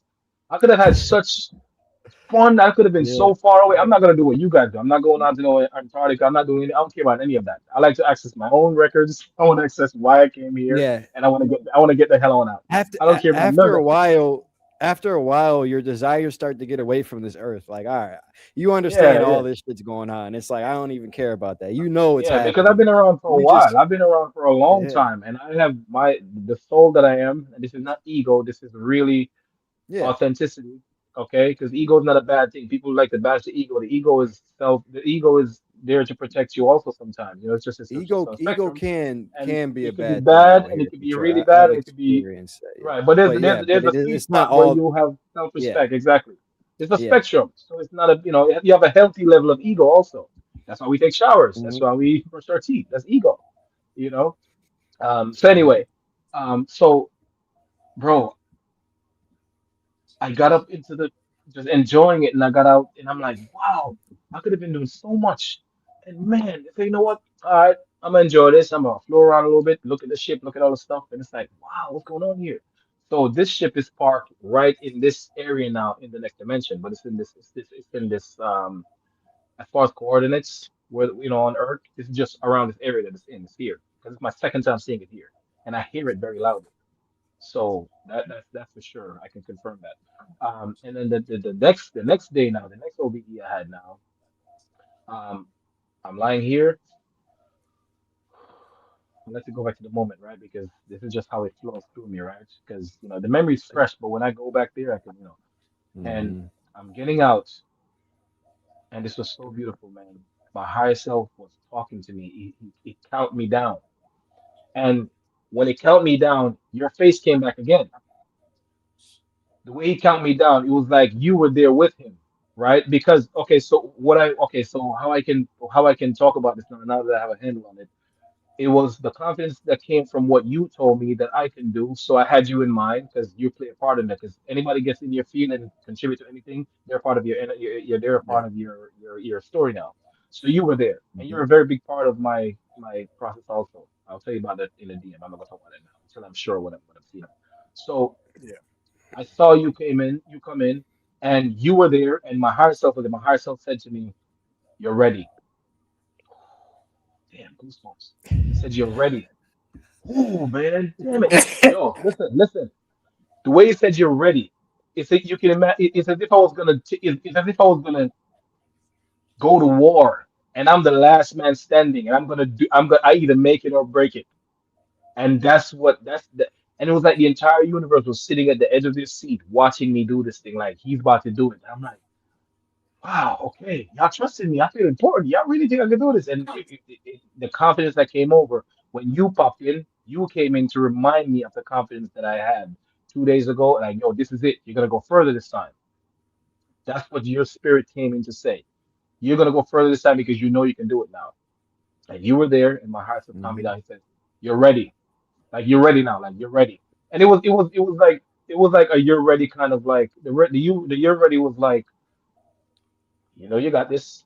Just You got this. reassurance. You are But right. you know when you're ready when you seek it. When you're finally seeking it, that's how you know Yes. you're ready. You see, because Yes. you didn't even know what you were seeking before. Maybe not. You were probably, Yeah. but as soon as you're ready, Yeah. you're ready, and that Exactly. voice is just your reassurance. Like you got Yeah. this. Yeah. And it was my voice, but it was a more godly version of me. It was like a me, but like me point 2.0. It was like you're ready. Yeah. And it was just this fierce kind of poised masculinity, but it's like on a godly level. You know what I'm trying to say, bro. I just can't say it, but the words here are so shitty. These words don't give the other side no justice. There's no words here to explain the other side, bro. There's simply no English word to explain what you feel on that side. Yeah. The kind of confidence, or also the kind of assurance that came with it. He was like, "You're ready. 3, 2, 1," and with my intention, I just shot out. And I went so Yeah. far, so fast up, bro. And I was like, I said, I want to see the construct. When I'm going up, I said, before he said one, I said, I want to see the construct. I want to see it. I want to see it. I want to see it. Just show me. I want to Oh, see it. somebody just asked if you seen it. Yeah. Yep. And I'm gonna say this, and I don't care what anybody's saying. This is what I saw. Does it look like a Yeah. pepperoni pizza A from up? pepperoni. Like, does it? What I'm saying? Do I make sense of what I'm saying? So yeah, so what I've seen, what I've been able to gather, when you're actually outside of it, it looks like a snow globe. But once you're inside of it, there's other like bubbles and stuff inside of it. Like this one looks like a bubble, and that would be like the pepperoni pizza. You see, Yeah. like I think that's what you're seeing. I've seen something Oh, just I like that, saw and that. I saw it. most It was a bunch of most them. I most saw it. most confunding has a map like that where there's just all these domes everywhere, and it's not really like that, but you can see it as that when you're in here for sure. No, I saw that, bro. You And can and, see and I it, wasn't yeah. I, and I wasn't excited like a kid in a candy store at this point. At this point, I'm like, yeah, I do this, yeah. And I'm looking down, and the whole time I'm just enjoying my because when I wave my hands around like this, it just it's like it's just it's a fun feeling. It's a very pleasant feeling. And each time I wave my hands like this, I see the light that I want to see, and it's just I see all kind of and statics and power and all that stuff coming off of me. You know what I'm saying? My man Um, said pepperoni pizza. That's the best. You know how my brain works. I gotta give you something so you can visualize, right? Yeah, But it's like, yeah, yeah, so that's what it was, like yeah, a yeah, bunch of different bubbles next to each other. That's what I saw. Um, yeah, yeah, and yeah, yeah. yeah, and I wasn't overly excited, like wow, to frighten myself and put myself back in my body. I'm better at this point, so I'm like, wow, and then that was that, um, and then I came back, and that's the night I did it twice. That's the night I left twice. I came back. And I'm like, whoa. And I came in, I wrote it down. I made like a 10-minute voice note, like talking about everything I saw, just so I don't forget it. And I wrote it down. And then I was like, yo. And I'm walking around, I walk to the kitchen to get some water, and I can still feel the lightheadedness. You know what I'm saying? You know that lightheaded feeling where you just came back and you're like, and you can still feel the goosebumps on the back of your neck because like I freshly came back, right? And The I'm like, I don't want to wake up. vibrations I don't are want to wake up. I don't want to high. wake up. You're Yeah. I was like, I don't good. want to wake up. I don't want Yeah, to wake up. Let me just, yeah. and I went to the kitchen. Mhm. I'm like, what I was doing just now, I wanted to do it again. And I'm like, that's what Mhm. those guys be Yeah, doing, like the you just telekinesis thing. That's when I come that's when I ripped back. the foil paper off and I did it. I was like, I want to try this. And this is what it comes down to. Your belief in your power. And you're not even your belief, just your Mhm. knowing of what you are. Because I didn't know I could do this like that before the day before that. But after I came out of what I was doing and I saw the light coming from my head and I'm shooting out light and I'm doing all this stuff, immediately as I got back to my body, I said, I want to try to move something because the energy was just, like I told you, there's like an infinity sign going through like an infinity, and if I take 5 deep breaths right now, it'll get stronger, and I can feel Yeah. it. And before I hang up, I'm gonna teach the masses something that I learned on manifestation. So the key things I want to talk about, what I want to at least want to end the call with having said today is forgiveness, manifestations, ancestors, because people got that misconstrued in the way All right. ancestors and what ancestors Before involved, before and we get healing. into that, Okay. Yeah. I want to say to touch on. So you came back and you were able to actually move some aluminum foil with your energy. Yep. And I I had to make came a video. Yeah, yeah, yeah. The video's on Instagram. I believe you guys can check it out. Yeah, This yeah, is yeah. real. I mean, you could Yeah. do come back with stuff. But I remember one time I was so convinced after an out of body, bro. I was like, yo, I know I can charge my phone with my hand. I was like, I know I can do this. I literally had my phone here. I was just trying to charge it like with my mind. I couldn't do it, but that's how electric I felt. Like Yeah. I was like, yo, I know I can do this. I know I am the source of all energy. I know I can do this. Bro, with each Yeah. step, when my foot touched the ground, with each step, I felt electricity. Like pins and needles when you sit on the toilet for too long. The pins and needles. Mhm. With every step, I felt that going through my entire body. Electricity was just going through my body. With every step, I felt ting, ting, like electricity just popping out of your body. And I was like, I And want to do just fresh something with from the other side. So it's you like know what I'm saying? you exist outside of here. Powers are real. All this is real. So when you come back fresh from that experience, you're like, you can do this. You know? And I want to share this with everybody. So even if you haven't had an out of body, you can do this right now, and the result that you'll get is it's in direct proportion to your belief that you can do this. Mhm. Okay, I promise you. If you simply put your hands together, I can feel it up here now because I practice. I can feel it now here, 20 feet apart. But if you put your hands together and let it stay there, you feel the heat. Even, or you know what? Just imagine a ball of light in there. If you imagine a ball of light in there, trust me, there's a ball of light in there because you said it is. You just can't see it Mm-hmm. here. In the astral, you can see it Mm-hmm. immediately like this. So picture the Mm-hmm. ball of light and it's there and feel the ball of light. Just tell yourself it's there and feel it. Now you feel it, you've decided that you felt it, you will feel it. And then you'll feel like two negative magnets repelling one another, right? They're pushing away from each other. Try to close your hands and you'll feel the resistance that you can't close it, right? With this now, see, I'm pushing together like this. Try right now, man. Push it right together like this, and it's pushing away. They're pushing away from each other. You understand? Close your fingers and just feel, just imagine the light, imagine the ball of light in your hands, and squish the ball. Touch like don't touch your hands together, but like attempt to touch your hands and feel Yeah. the I've pushback. I've done this exercise. This is like the beginning of like telekinesis and things like Exactly that. right. Yeah. Yeah. That's what I learned. That's what I remember. Right. Now, in the outer body, you can just imagine that light and you'll just be right there. And you can, and what I was doing is I was stretching that light and I was just whipping it around like, like neon lights, you have these things waving it like this. So I'd wave it and I'd wave the side, I was waving the light like this in a sideway infinity sign, like, and I imagine that's why I came back with this infinity thing running through my hands right now because that's what I was doing. And when I came back in, I said, I'm going to try this. And I went and I ripped the phone paper off and I just knew I could do it. And that energy that came from knowing that I'm going to do it now with my visualization and everything that you could think of, just me in my higher self power, sitting in my authenticity, knowing what I can do because I just did it. It's just still me. I was just in a different dimension. Boy, you can't tell me I can't do it again. I just did it. I know I can do it. I just did it. And I came back here and I know that it's more dense here and the physical is harder here, but I brought that back with me. And even though I'm in a body, it's still me inside this body. I just did it out there. I can do it here. And with that Yeah. will and that power, And I coming said, I'm back gonna with make a that video belief. because Yeah. somebody's gonna tell me I'm crazy. So I'm gonna make a video. That's why I made the video. And it's like 3 o'clock in Yeah. the morning. I sent you this. I couldn't wait. I was like, yo, what time is it? You know what I'm saying? I couldn't wait, Yeah. bro. Like, yo, look. Yeah, that's why I was like, yo, let's get him back on because I know the feeling, bro. When you come back, you're like, oh shit. Like, yeah. I'm going crazy, man. Like I'm enjoying Yeah. this, man. Like what? Y'all been doing this? Yo, bro, this is everything. That's what, Yeah. bro, it's all I think about. It's all I think about. I can't not think about this. I just Don't go out ever and live my lose life that. every day.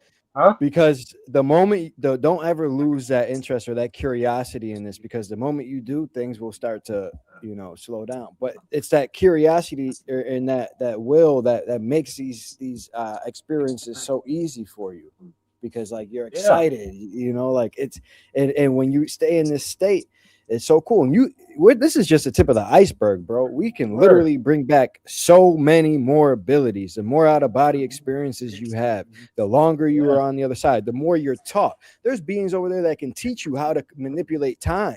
There's being like all of these things. They will literally teach you how to do them in the physical. So like you can Yeah. just come back with the will of your soul and manipulate some shit. But imagine when you're Yeah. actually told like some real, not like this is just the tip of the iceberg, bro. This is why, you know, we're really gonna awaken some powers within us through Yeah. the out of Yeah. body state. It's yeah, for sure. And Yeah. how you use those, for that ripple effect. That's what matters, because we're very, this society is all about, Marvel and all this dumb shit that really don't do anything for anyone. All this superhero shit, but that's just like, yeah, it's just It's like really about like they us. put it in movies so that you think it's only fantasy, but Right. they No, got it's they real. got yeah, it's real. They It's got they real. got hospitals where in China where they heal without touching. You have Yep. Dr. Joe. There's just and that's where humanity's heading, to really embrace all their dormant abilities and reclaim them. You know what I mean? So, and that again, To go back to where we were, with healing naturally and stuff like that. That was all before Rockefeller funded, big pharma and Yeah. things Yep. like Yep. that, and pushed. Yeah. Oh. we're going to heal them with medicine, because what we're really going to do is make them, keep them sick, so that Yeah, for money, right, for monetary yeah, gain. If we can just yeah, feed them prescriptions that they have to pay for monthly instead of really curing them, we can stay rich forever, guys. And then at the same time, let's poison. Yeah, yeah. But before that, we're stepping back out of that control structure for sure. Yeah. yeah, My daughters do it. Y'all seen the videos. My daughters, and they still do it. They still, they heal themselves. I heal myself. Not all the time, but that's what I try first, and I don't take no medication. So yeah, and I tell I used to perfect. I want tell. to see that, man. Perfect. Yeah, Yeah, all you do is different ways of and I got that through the book, but there's different ways to self heal. One is, um if it's pain, focus on, like, take that pain and intensify it, like just feel it like unbearable, like just if it's a headache, try to have the biggest migraine, and by the time you are done with that, you're healed. Another one is, um envision like that same ball of energy that you were talking about. Different, there's different colors. Purple is very healing, and gold for you. That same light, you bring it right here to your third eye or to your forehead, and then move it to the affected area. yeah. Laying hands too, That's what I do. feeling. Yeah, that's the Yeah, one that I do. yeah. But yeah, I know I was saying I want to see the videos of your daughter. That's what I was saying. I want to see that. But Yeah, yeah, man. they're on my I'm getting channel. my perfect. So I want to see it. But I have I just healed my daughter a couple weeks ago of twisted ankle she had at school, and she went bragging. I even made her. I even had her made a video because I wanted to send it to you guys.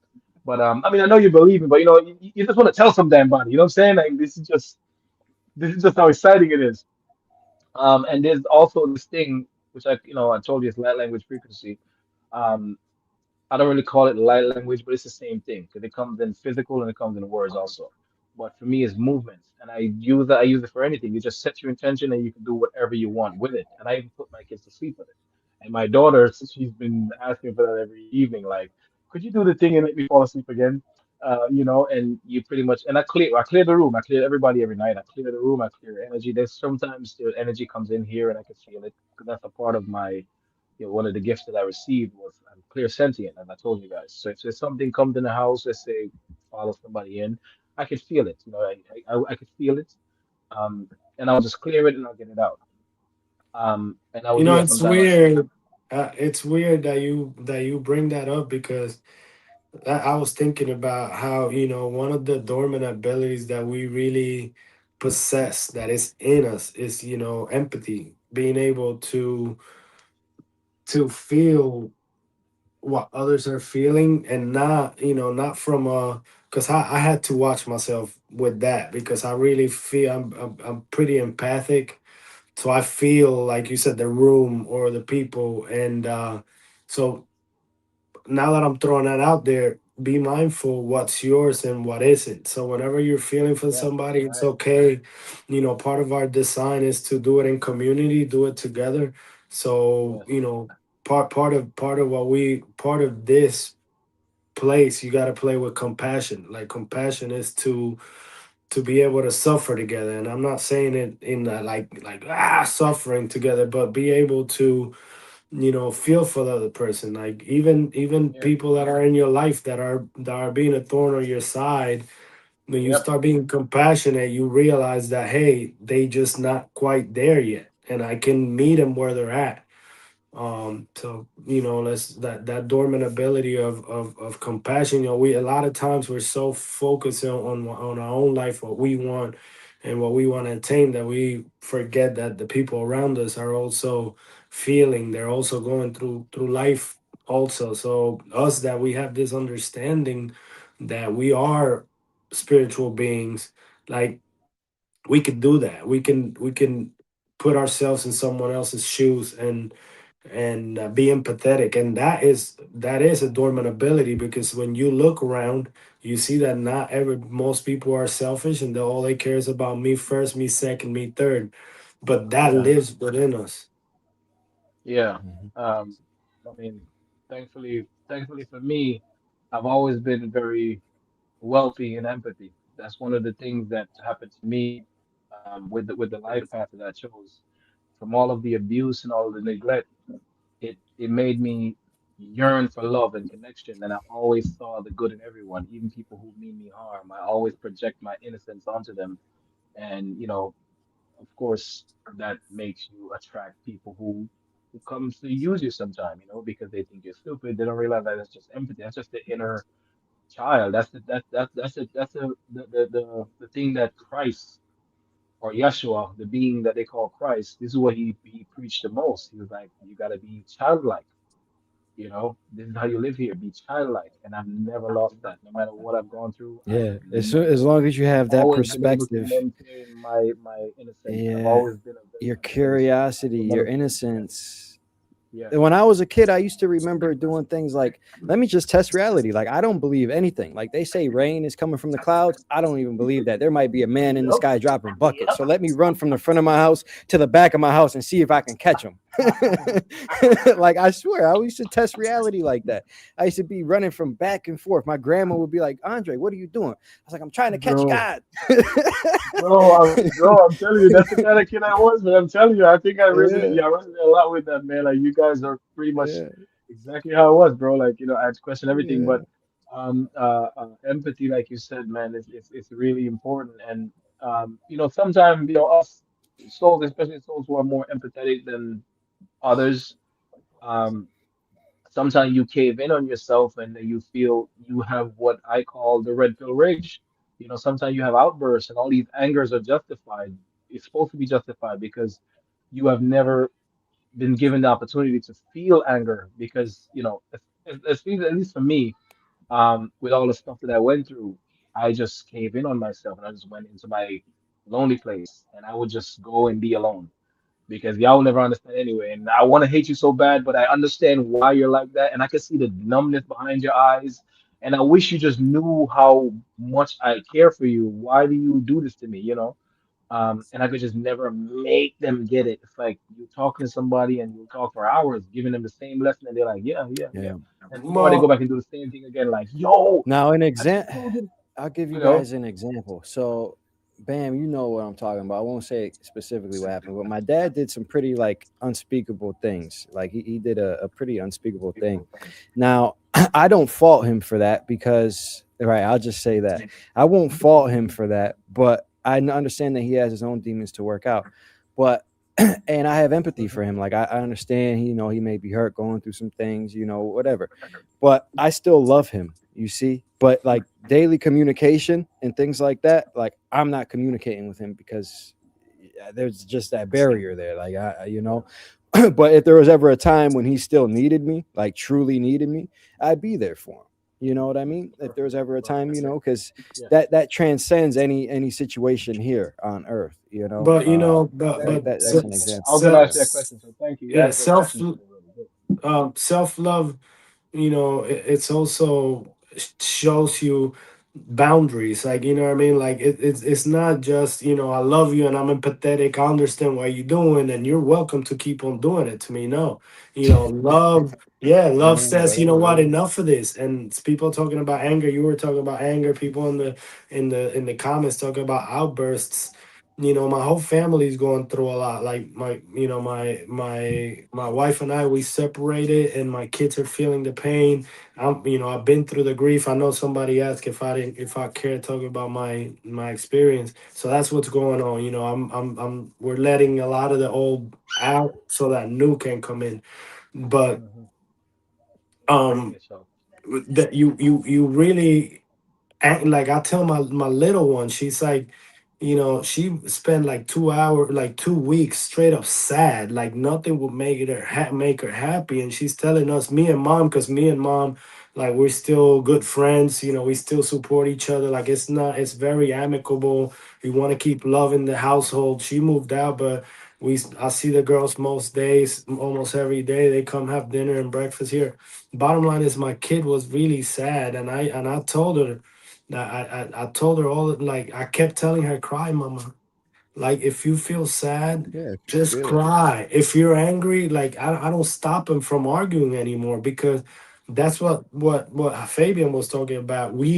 And I can right now, if you disagree with this, Like I want to see the comment, but all of us experience abandonment in one way or another, because when we enter this place, we're completely severed from our true identity. So above, Hmm. as above, so below. So you are going to Correspondence. Yep. experience levels of abandonment, because we were left Hmm. alone in this place to realize that we are not away at all, that we are it. But Yeah.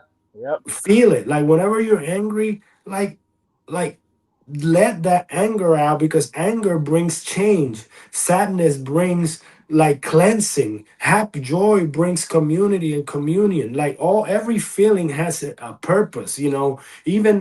Hmm. Even desire and all, everything that you experience has its purpose if it's processed healthily. I'm telling you, like this is, you know, I hear Fabian and I were talking the other day in private, and it's like all of us. If you never experience abandonment, please say it in the comments. I challenge you. Impossible. Like that is part of our identity. Like for a little bit, replace our family with things of this earth, replace like the love from a mother with pussy or women, replace the love of a father for another dude, you Hmm. know, like.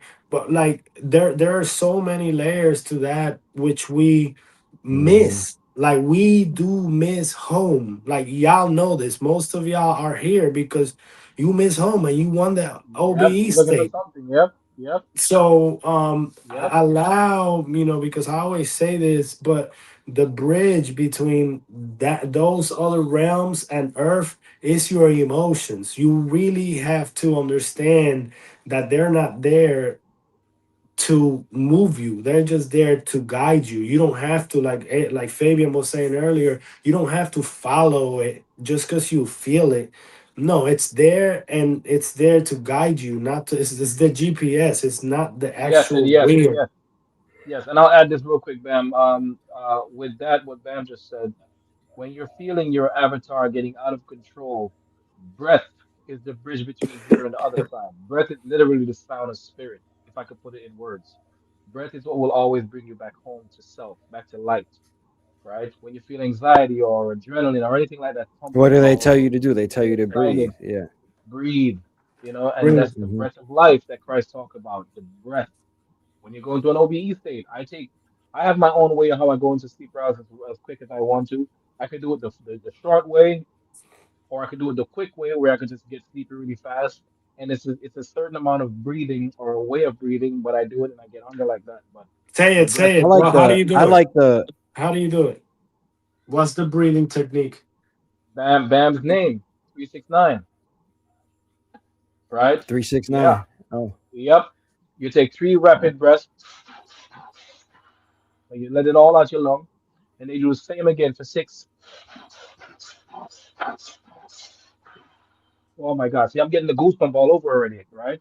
And when you Hmm. get to nine, you do the nine. Oh my God, I'm getting dizzy now. You go right under like that. You go right under, fast, right Yeah, under, I used bro. to. Try it tonight. Anybody, try it tonight and see.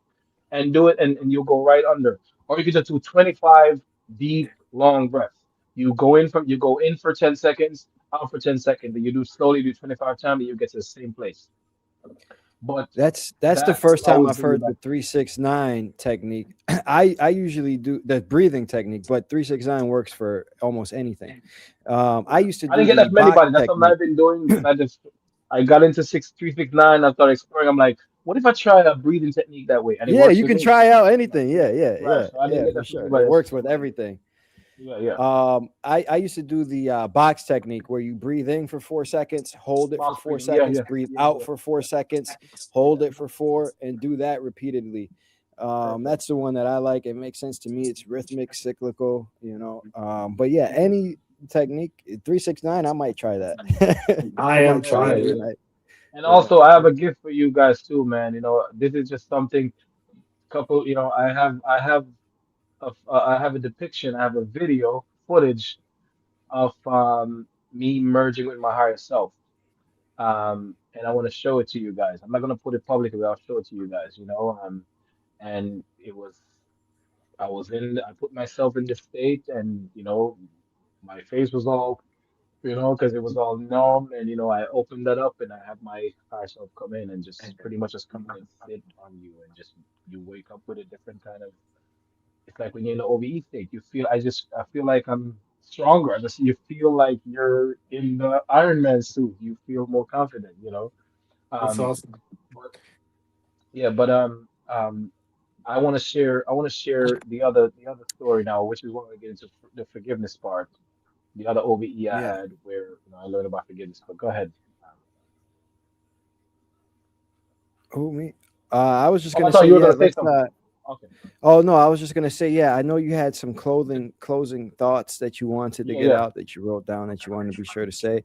Let's yeah. kind of get into those, and then we'll see if anybody has any questions for you. Perfect. Yeah, and Okay. before you get into those, I just want to, to give a shout out to everybody in the conversation. I know that we get caught up in the conversation, but you're very important. We do this because you're Yeah. there. We would do it if none of y'all show up, but we do it mainly because y'all are here. So thank you for engaging with each other and make friends with each other. Like hit each other up and encourage each other. I Yeah. know Andre's got groups, and all that stuff. I haven't been able to. I'll get into that very soon, but yeah, go ahead, Yeah. Fabian. I'm And sorry. and, I and just give feel it. free to to send me a DM or ask me a question. I'll teach you what I know, man. Whatever it is, I'll help if I can. That's awesome. We all got to be a branch of the great work, the tree of the great work. So, Yeah. wherever I can help, I'll help in different ways. Everybody is a part of it. Yeah. Awesome. Everybody has So, something to teach somebody. Yeah. yes, sir. So, with the forgiveness tip was the one thing that was holding me back all these years.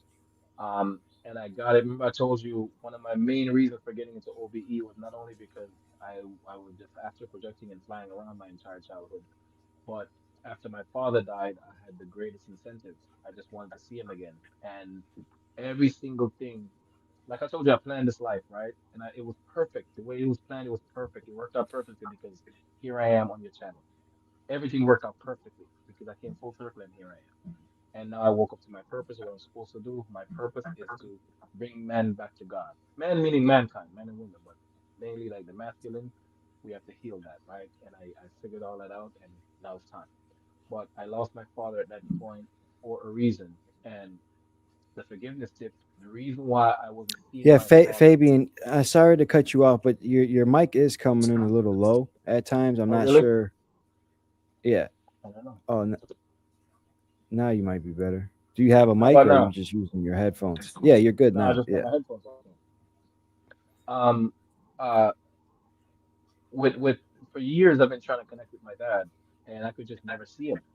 He just never show up.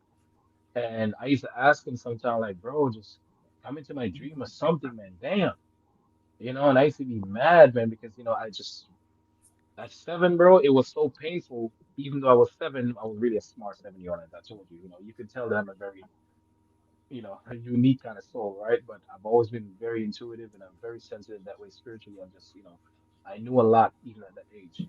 But the yearn for my dad geared and caused me to make certain decisions because of not having my dad, right? Which was orchestrated from the other side coming in, right? So real quick, everybody, like I said, imagine you at a table with a board of advisors and guides, and you literally plan your life. You plan different junctions on when things are gonna change. We're supposed to do this. If you want to move to Bali because it's beautiful there, and you met a beautiful girl or a guy, and you want to move there, and you're supposed to be in Mexico for your life's purpose, what you're supposed to do, when that timestamp reach, something's gonna happen to pull your ass back to You Mexico. will be in You Mexico. you cannot escape it. It's in your life. Yeah, yeah, So these are yeah. the things that I set up, and it was every 8 years. So from 1 to 8, there were certain series of things that could happen. That's supposed to happen. 8 to 16. I went back and I looked back at it, and it worked. It was perfect. It was exactly how I set it up. At 8, my father died at 7, and around 8, we had to move to a different place. We moved around for a year. We moved from place to place. A lot of different traumatic stuff happened in between that time. At 8, I moved to this other place, and then some crazy stuff happened with my mother and family, whatever.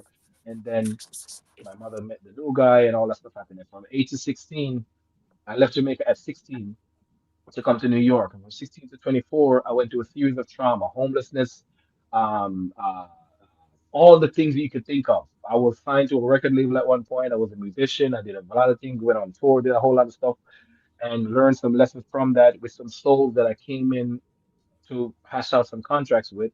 All these things are perfect, right? To be born and to choose to be born in Jamaica and to move at 16 when the soul say supposed to move at 16, to come to America, to end up in Baltimore somewhere where you meet these souls that you plan to meet. Like this, you can't make this up, or you can, but on the other side, we made it up, yes. And I was supposed to meet them at the right time to go through these things. From 24 to 32, everything happened that was supposed to happen, and here I am today. Now, the reason I couldn't access my dad all these years, I could never put this together as smart as I may think I am. Mhm. But this is what I got from this, and I don't know who can guess this, but you probably won't believe it. The reason I couldn't access my dad all this time is that even at 7, did you know that I resented my dad for dying? Mm. Because it doesn't matter. The kid doesn't perceive it as dying or whatever. It's just abandoned. It's lost. Where's my dad? I'm suffering. My mom married this new stepdad guy, and he's fucking beating me up, and he started cursing. He's doing this stuff, and he's got me working. He's doing this, and everybody in the neighborhood, because my dad was like this popular guy. Like he was like, he was one of the cool guys. And every time somebody see me get abused, they wouldn't even do anything about it. All they would say is, man, it's only a pity your dad ain't here because that guy, him, yep. And I'm like, don't beef me up and tell me my dad wouldn't defend me right now. And you're not, what am I supposed to do with that? You know what I'm saying? So with all those stories, Yeah. I there was an energy that was built up from that was blocking him from accessing from being accessing him because I was holding an energy against it. There was an energy between us because I had to clear that. And how I know this now was recently, the OBE this week I learned what happened the night I saw my dad. It was twice. The night I saw my dad was the week before I came to you. When I came back to my body, and I felt somebody smack my foot like this, smack on my foot, and I looked up, and it was him smiling like this, and I woke up, and I was like, "Whoa, why would you?" And weeks later, I tried again, and I got out and I said, show me my dad. Show me my dad. I want to see him. I called him. I called him. I said, show me my dad. And I got out and immediately I saw him. We were in some kind of lagoon. We were like a pool or a beach or it was a water, big body of water. And he looked different. He looked younger. He looked different and he was smiling. So we were both swimming, but I was watching the scene from, in spirit. Like, I wasn't in the body. I was in that body. I wasn't a part of the frame. I was watching the frame. I was watching me and him play in the water. And every time I come up to look at him, he just kept smiling and just shoving my head back down in the water. Like, and I would get up and just turn around to look at him and he would just put my head back down, right? Like I couldn't see his face. Every time I got up, he pushed my head back down in the water. And I'm like, what is that? Because me, I'm curious, man. Like anything I see in an OBE state, because your soul will give it to you the way you can because they don't want to give you the answer all Yeah. right away like that. You gotta, Yeah. It will give come you after, in research. a way that you can receive it. Yeah. Yes. And I had to follow those droplets and say, well, what am I supposed to do with this? Same way how I went back and saw me and my son that night is by asking my higher self, show me what I need to see next because I'm on a path. I'm unlocking everything and the awakening happening. The awakening happened, and then everything after that was just me cleansing my vessel, cleansing everything to be propelled to the next level. And one of the last things I had to clear was forgiving my father. And I'm like, I love my dad. I forgive my dad. We talk about I love my dad. I know. So this is what I learned, guys, and everybody needs to hear this, right? So when something happened between two souls, anything happening on earth, Let's say I say something hurts you, Bam, or I do something to you, or I do something to offend you, anything to create friction or energy. And let's say you forgive me eventually. Let's say we fight, we hash it out, whatever it is. You malice me for a few months. You don't want to talk to me, whatever. We're not talking, whatever. We're angry, whatever. And then finally we come to an agreement, and you forgive me. And I say sorry, and you say sorry for being mad so long too, man. You know, like you my boy, my whatever, right? Give an example like that, right? Even with that even with that transition right there, with both guys come to an agreement that we're gonna make peace with this. The energy is not clear yet because there was a and come with me with this because I have my own way of how I speak, right? So just follow me with this. There's a two people involved, and then there is the energy, the action. There is a fracture or a puncture or some kind of manipulation, which is the action. There's a puncture in the fabric of Yeah, I was the just gonna energy take field, right? from Something happened, and that needs to be healed also because it goes up. And I learned this from a friend, but I also confirmed this in spirit. The energy goes up into the universe, and it comes back down, and it finds a place to be. It finds a place to be cleared. And that's how it goes into different entities. That's how it create energy field. That's some of the stuff that you see when you get out of your body. There's one that I got in my body. I say, "Who are you?" That's not getting more confidence. Who are you?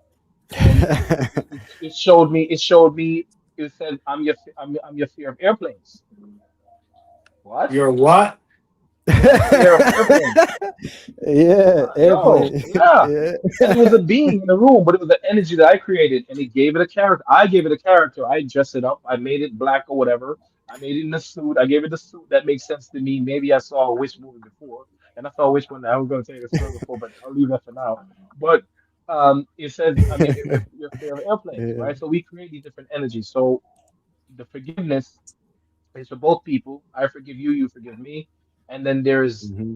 there's an energy that was formed, or like I said, there was a puncture in the fabric of the universe, right? The happening, the action did take place. So it's three parties, me, you, and that energy. That needs to be cleared also. Otherwise, it will create its own energy field, and it will go into people. It will come back to it will find somewhere to go because it needs cleansing also. And I thought that was fascinating to me. Yeah, So that makes my sense. dad, That's exactly, what we were talking about earlier. When you're thinking about that person ill thoughts, that thoughts still remain. You change, you could yes, change it, you could but it's that creation. It's a creation. So that yeah. makes a lot of sense. No, so how do you, I'll say you clear it by changing your way of being, maybe. How do you clear that? For me, I use light language to do that. These are the things that I learned. I use light language, my movements that I use, and I can just call the energy forward. So I'll say, okay, and that's a lot of stuff that happens when I'm clearing stuff. I burp a lot. I don't know if you ever heard this from anybody. Some people burp, some people pass. A lot of people pass clear energy different ways. And when stuff comes through to you, because I've freed a lot of ancestors, and I was gonna get into the ancestor thing too, because people have ancestors really misconstrued. But um, there's you have to clear all three of them. It's an entity by itself now because a happening happened, and that happening needs to be cleared because it wasn't there until you guys did something. So the doing of both of you guys created something. That something needs clearing also. It's an entity by itself now. Awesome. That's how you get these knots in your throat and shit because I thought I was over that. No, your body put it somewhere. Hmm. You know, Yeah, and all that's of how. that is true. Yeah. Yeah. Yeah. So when I learned about why I couldn't see my dad's face is that I resented him, and then him pushing me under the water came back to a morning. I want to share that story so bad, but I shared it on my Instagram. If anybody who want to see it could go see it. It's about my very first asthma attack at 4 years old. Um, and I'll say it real quick. I'll try to say it in 1 minute, okay? It's a good story, but it's a long story, but I can make it fast. There was one morning about 4 years old. I woke up like 5 a.m. I was so hungry. I didn't eat dinner the night before. I was so hungry. I pulled myself out of bed and I pretty much just dragged myself on the wall and plopped myself down in front of my mom's door.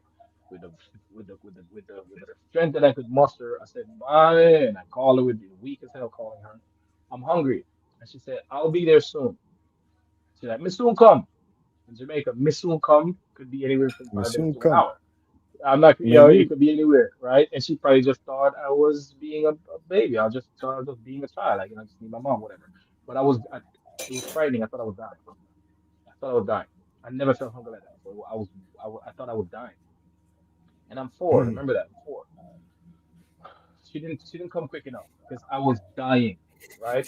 So I I She didn't come quick enough. Me not soon no, enough. not soon enough, bro. I was dying. I remember my soul chose this. And oh, and also I told you I saw the first 13 years of my life. I saw what was gonna happen. There's so much I didn't get to say today, but I saw the whole thing, okay? I saw up to 13. Anyway, um, and the reason I said last week, I'm trying to cram everything together, right? The reason I went into my mom 2 weeks before she had me, what I've mentioned last week, is that she was going through something, and if I would have gone into her too early, it could affect it could alter and affect the trajectory of that, um you know how it could affect, her, number one, and the frequency of my soul could have done something to her. It could have been bad for her and for me, right? It was something she was going through. And also, I have to be the soul's advocate, bro. I can't hide anything. I have to be truthful because this can help people.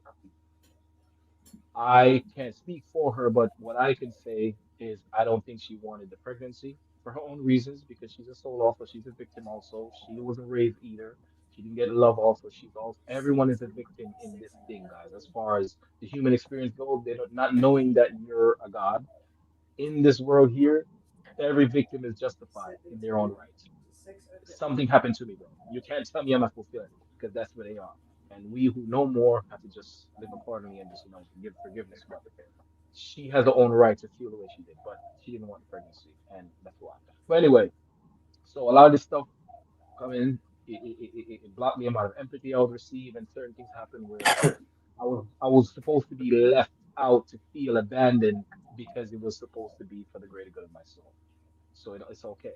So the asthma attack happened. So I went to so my mom will be coming quick enough. Bro, I can smell ripe mangoes. There was My grandmother used to get ripe mangoes Saturday nights at the market, and that was our cue. Me and my brothers, that was our cue to know that food. They did food shopping last night, right? Because that was Saturday night food shopping. Sunday morning, you go in the kitchen. There's like 3 dozen ripe mangoes on the counter, right? We didn't refrigerator, so you can smell that just pulsating through the fucking house, fumigating through the house. And I'm like, and we grew up in such fear. Kids, I wasn't allowed to go on a counter to pick up no damn mango. I couldn't do that. I would be in trouble. So it was plaguing my mind. So I'm starving, and I smell the mango, and you're not coming quick enough. What the hell going on? And I think the damn smell of the mangoes made me even more, hungry. And and the fact that I couldn't climb up on the counter it was just a non-deal. It was not a part of the deal. It was never an option. So I did what I had control over. Now I don't know. You're from Puerto Rico. I'm not sure if you guys have this in Puerto Rico, but we have in Jamaica. In Jamaica, we have these outdoor. They look like swimming. It would be like not necessarily the concept of swimming pools, but similar. It's water tanks. They build with concrete above the ground, and some of them, which are cheaper, they dig a pit in the ground, and they build it that way. They use cement build it that way. We had one that was taller. We had to go up like 10 different steps to go up top, catch the water. They have like a metal pan with a rope on it. You throw it in there, get the water out, right? You know that if you grew up poor, you know that when you're starving and you have nothing or you have no one, let's say your mom's at work or whatever reason, people who grew up in poverty can attest to this. The one thing you always have control over is water. And it was always abundant. You always have water. So we didn't have running water in Jamaica, but that was the water, right? Clean water. But the thing is, kids are not allowed on this tank for obvious reasons. It's dangerous. You can't go up there, right? I just knew that I couldn't go up there because I'm a kid and I can die if I fall in there. That's all I could think of, though. But it wasn't really clear as to why I couldn't do it, because it's the pen is right there. Why can't I just do it? If I physically can do it and you won't catch me, if you're not gonna catch me, I physically can do it. So I'm gonna. And you know me, I was always that curious kid, Yeah. and that was my first encounter with abandonment. And I went to go and survive. I had to survive. We're survival creatures. I had to survive. I was starving, and you're my mother. I need empathy. I need you right now. And you know what I'm saying? You're not here. I gotta live because you got the fucking milk and you got the damn mangoes and shit, and I'm out here and I gotta go. All right, and you had to survive. So I went out and I climbed up on the tank. I looked around. I was smart enough to look around to see the neighbor was there. He wasn't, thank God. I got up because if that guy caught me that morning, bro, hunger would be the least of my problems, right? So he wasn't there. I got up to the tank and I grabbed the pan to put it in the tank, and thankfully, bro, it was half. It was like almost full, and I was like, whoa! It was such a beauty because the fact that I'm on the tank already is crazy. But if I'm out there pouring the damn thing in the thing trying to catch the water out, you about to be dead. So it was water in there, and I remember the jolt of energy that went through my hands from feeling the cold metal pan with the overnight dew, with the wet, that cold sweat on the outside, and it gave me energy, bro. Like I felt the shock through my hands. That's how exciting it was. It was close. It was damn near food. You could taste the damn mustard in the damn. It was so good. It was, you know. So I took up the Yeah. pan, bro, and I ran. I quickly ran down the steps. Um, and I was so excited because again, we are gods, and we are, as like I told you before, coffee doesn't affect me, my sleep or whatever. As hungry as I was and as weak as I was, crawling to my mom's bedroom door, I had the energy to pick up a damn pan and whatnot because survival. The adrenaline came in. Yes, yes, the vessel was hungry, but I had the energy because I had a will. I had a will to survive, so I had energy. All right, so there you go, right there. So I went up, got the damn tank, got the pan, came down, went to the back of the steps, and started to scoop up water, drinking water. Right, and I'm happy. It's not mangoes, but it was good for now. Hmm. And bro, after a few sips, and I got full enough. I felt my throat start to lock up. Like I was like, I didn't know what the fuck it was. She was scary. And I tried to stick my hand down my throat, like, oh my God, like what happened? And everything started going through my mind now. Everything going through my mind. I'm like, is the water poison? Oh, that's why they say I'm not supposed to drink it. Yo, I'm like, that's why they say not supposed to drink it. Yeah. I'm trying to think of everything that's like, maybe I don't know what I don't know, and I shouldn't have been stubborn. And they told me not to do this. And I'm thinking of everything. Should they boil the water before you have to drink it? Is it only good when an adult takes it out? The fact that it was left overnight, the fact that yo, I'm dead serious, bro. The fact that and this is what bro, the fact that it was left overnight, did like the ducky come and put some shit in there? You're supposed to throw off the first batch and don't drink that batch. I'm my little brain is thinking everything. But the biggest monster is that, yo, I'm gonna have to fucking confess what I did. I went on the fucking tank. So I'm panicking, bro, but I'm dying now. So fuck all that. Anything is better than dying. So let me go tell on myself. So I ran to my mom's room and I'm banging with the fear of God pumping through me, bro. And I'm banging. And this was like a big alert for them. The entire house woke up because number one, I was a quiet kid. I was just like a docile, sweet little boy. Like I was just quiet. I would. Long story short, I would never bang on the door. Number one, that's rude in a Jamaican black house. Banging on the door on a Yeah, you Sunday ain't about to morning, bang you on trying to no get door. killed. So right, so but the thing is, you're banging after I told you may soon come. Like I'm not coming quick enough for you. You're banging now. Ah, you about to die. So I'm banging on the door. She rushed out of her room, and I remember as she rushed out. She was like, "What?" And I'm like, "Me can't blow." I was like, me can't blow. Me can't blow." I was like, "I can't breathe. I can't breathe. Me can't blow." And she was like, "Oh my God, Jesus Christ!" And everybody thought, my grandmother came out praying. My uncle came out. What happened? What happened? My uncle rushed out front. That's the uncle that I came in the same family with from the other side. Mm. My mother's younger brother. He lives in the back room. My grandmother is in her front room. Whatever. So everybody woke up. The excitement. My dad came out. What happened to him? What happened? I can't breathe. I can't breathe. My mom started praying. Everybody fucking scared the shit out of me. You know what I'm saying? And I'm like, nigga, I can't breathe. What's going on here? And um, it was just so dramatic, bro. Like my eyes was locking up and my throat got dry from trying to breathe, and it was like, what the fuck? My nigga figure something out, and they just praying and shit. I'm like, that prayer not working, bro. I can't breathe. And it was so scary, bro. And Yeah. then all I remember after that was my dad picked me up on his back. My uncle's haul assing down the street to go up the main road to get a taxi on a Sunday morning in a freaking rural village in the back of somewhere in Jamaica. There's no such thing. Mm, yeah. But somebody would be driving by. A kid is having whatever, somebody's gonna drive him. Even if it's a farmer, even if they go to church, they're gonna drive him. That's one thing we have back home, by the way. As much as people might argue and bicker, when something happens, people get together. Yeah, And people I come don't together. remember, Yeah. Yeah. yeah, and I don't remember what happened. Naturally, the trauma, the brain protects you from that trauma. So I don't remember what happened after that. As far as the car goes, I don't remember how I got to the hospital. But what I remember next is, and this is interesting, how you remember the attention that people gave you, even if the attention wasn't helping. You remember the attention that you got. But I don't remember getting in the car and getting to the hospital. You said the brain blocks you from that, but you let you remember your dad coming and saying, "What's going on?" My mom praying, all that stuff I remember Hmm. clearly. Um, um, so I remember my dad throwing me on his back and running up the hill to get to the main road because we lived down in like a ravine, deep ravine, and we had to run up to the main road where the taxi would drive. And I remember my dad carrying me up the hill. And mind you, they were young parents too. Like he was 23 when he had me, or 24. My mom was 22. They were kids. They were high school sweethearts. They're kids. They know what they were doing. I mean, imagine young kids just having fun, and here comes the baby. You know what I'm saying? And they didn't budget for an asthma attack one random Sunday morning. They just thought, people have kids, and and whatever. Nobody even think of those things. But asthma was a different thing. Um, and so my mom was running behind me praying. My grandma's praying. Everybody coming out. The neighbors coming. Everybody looking. And my dad had me on his back. And what the guy kept saying to me, bro, was rest, man. He was shaking me too, like, yo, rest, man, rest, relax, just relax. And I'm like in his ear. So this is the traumatic part here that was so rough.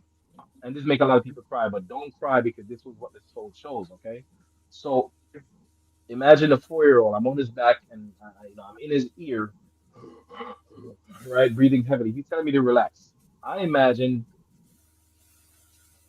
he was annoyed, right? It's like, yo, bro, don't remind me of the fact that my baby's dying and I don't know what the fuck to do. I don't even have a car. He probably was mad at himself for not being, to do more in the situation. You know what I'm saying, and he has a story too. You know what I'm saying? So I've always been able Hmm. to look at the other person's perspective, and I could just never hold anger towards people. I just, I think I've always said I've been blessed with knowing too much, right? Like I just can't sit there in bliss and be angry like most people because I know better. You know what I'm saying? And then you only have Hmm. yourself to soothe yourself because you Yeah. know Yeah. better. When you know That better. person Yeah. cannot give you what Yeah. they don't have. I know better. You know what I'm saying? He doesn't know Hmm. what he's doing. And it's like two young parents, uneducated, living in a poor area, and they don't know what to do. Now they gotta find a taxi, and the kid is dying. And I'm sure they're thinking like, "Yo, our baby died, and we're just gonna walk and see what happened, and hopefully these prayers work." But that's all they had. And I remember when the asthma calmed down, I couldn't breathe. And I was like, "Yo, bro, I can't breathe. Tell me to relax." That's simply what an asthma attack is. You can't relax, right? So here I'm not trying to calm down, trying to rest, like he said, to not annoy him while what I'm saying? Like, I'm not doing this. I'm not putting this on. This is happening to me, and I'm trying to keep quiet and not annoy him further. I'm trying to rest to please him, and it was just rough. That energy was a part of the strep throat all these years. Then, a little shortly after that, he died. But before we got up to we got to the end of the top of the hill, the neighbor came out. This lady, very sweet lady. I never forgot her for this. I loved her all my life because of this morning. She always gave me very much the love that I needed. She would give it to me, right? She was a neighbor, but she would give me that. She's always been nice to me. And she came out, and I remember her voice. She said, "Are you okay, baby?" Oh, man, you know what? I'm not okay. And I'm trying to tell these niggas that, I can't fucking breathe. And this one's telling me to relax. And, so you get it. You know what? I'm not okay. And I can't breathe. And you know Yeah. what? Yeah. And God damn it, I want one of the fucking mangoes. Shit. And that's when I calmed down. When she said, "Are you okay, baby?" I calmed down. Yeah. Isn't that Yeah. interesting? Just from Yeah. getting that empathy from somebody, it Yeah. reassured me so much, and that's always been the case for me, bro. Like the power in a sweet feminine woman's voice just being sweet to you, it always done something for me. Maybe going right back to that moment, but that calmed me down that morning. And then fast Yeah. forward now, then he died, and I never let go of that energy. So seeing him in the OBE that day on the in the pool in the water, where he kept holding my head down under the water, I couldn't fucking breathe in the water, and Reliving that's what that. I was holding against him all this time, and that's why he wouldn't come to me. And then he came to Yeah. me, and then he showed it to me, right? And then this is 2 nights ago, so I'm gonna travel tonight, and I know I'm gonna see him tonight. I'm gonna be able to tell you tomorrow. I know I'm gonna. Well, hopefully, let me not fail. I Yeah, hope we'll have to tomorrow. have you back on next week. Yeah. And I'll We'll have to tell you have you if it back if it on. happens. But Yeah. that's why I couldn't Yeah. access him. Isn't that interesting how the subconscious works? Him holding my head down in the water. Yeah. Yeah. That's how it works. That's Yeah. That crazy, was the bro. block. Yeah. Yeah. But you're doing a great job, Fabian, at analyzing these experiences for yourself and getting the Yeah, insights man. from them and interpreting things and understanding and connecting the dots. Like everything that Yeah, you're saying and all your revelations are spot on yeah, for sure. And yeah, very man. powerful, man. And that's Very what I call the powerful. gift. That's what I call the gift. I'm not saying I'm the smartest person in the world, but I'm very analytical and I'm very, bro. I Yeah. get introspective on everything, man. I don't care what it is. If I say something and I seem like it come out the wrong way, I make sure I make peace. I don't carry energy. I don't do all that stuff. And then that's the last part. So on forgiveness now, that was part of the forgiveness thing. I have a family member who's very close to me who I held this stuff against for a long time. My family, I've been betrayed by my family. I've had the roughest life where I got betrayal by family, everything. It was just all me, right? And I was holding this energy against this person for a long time.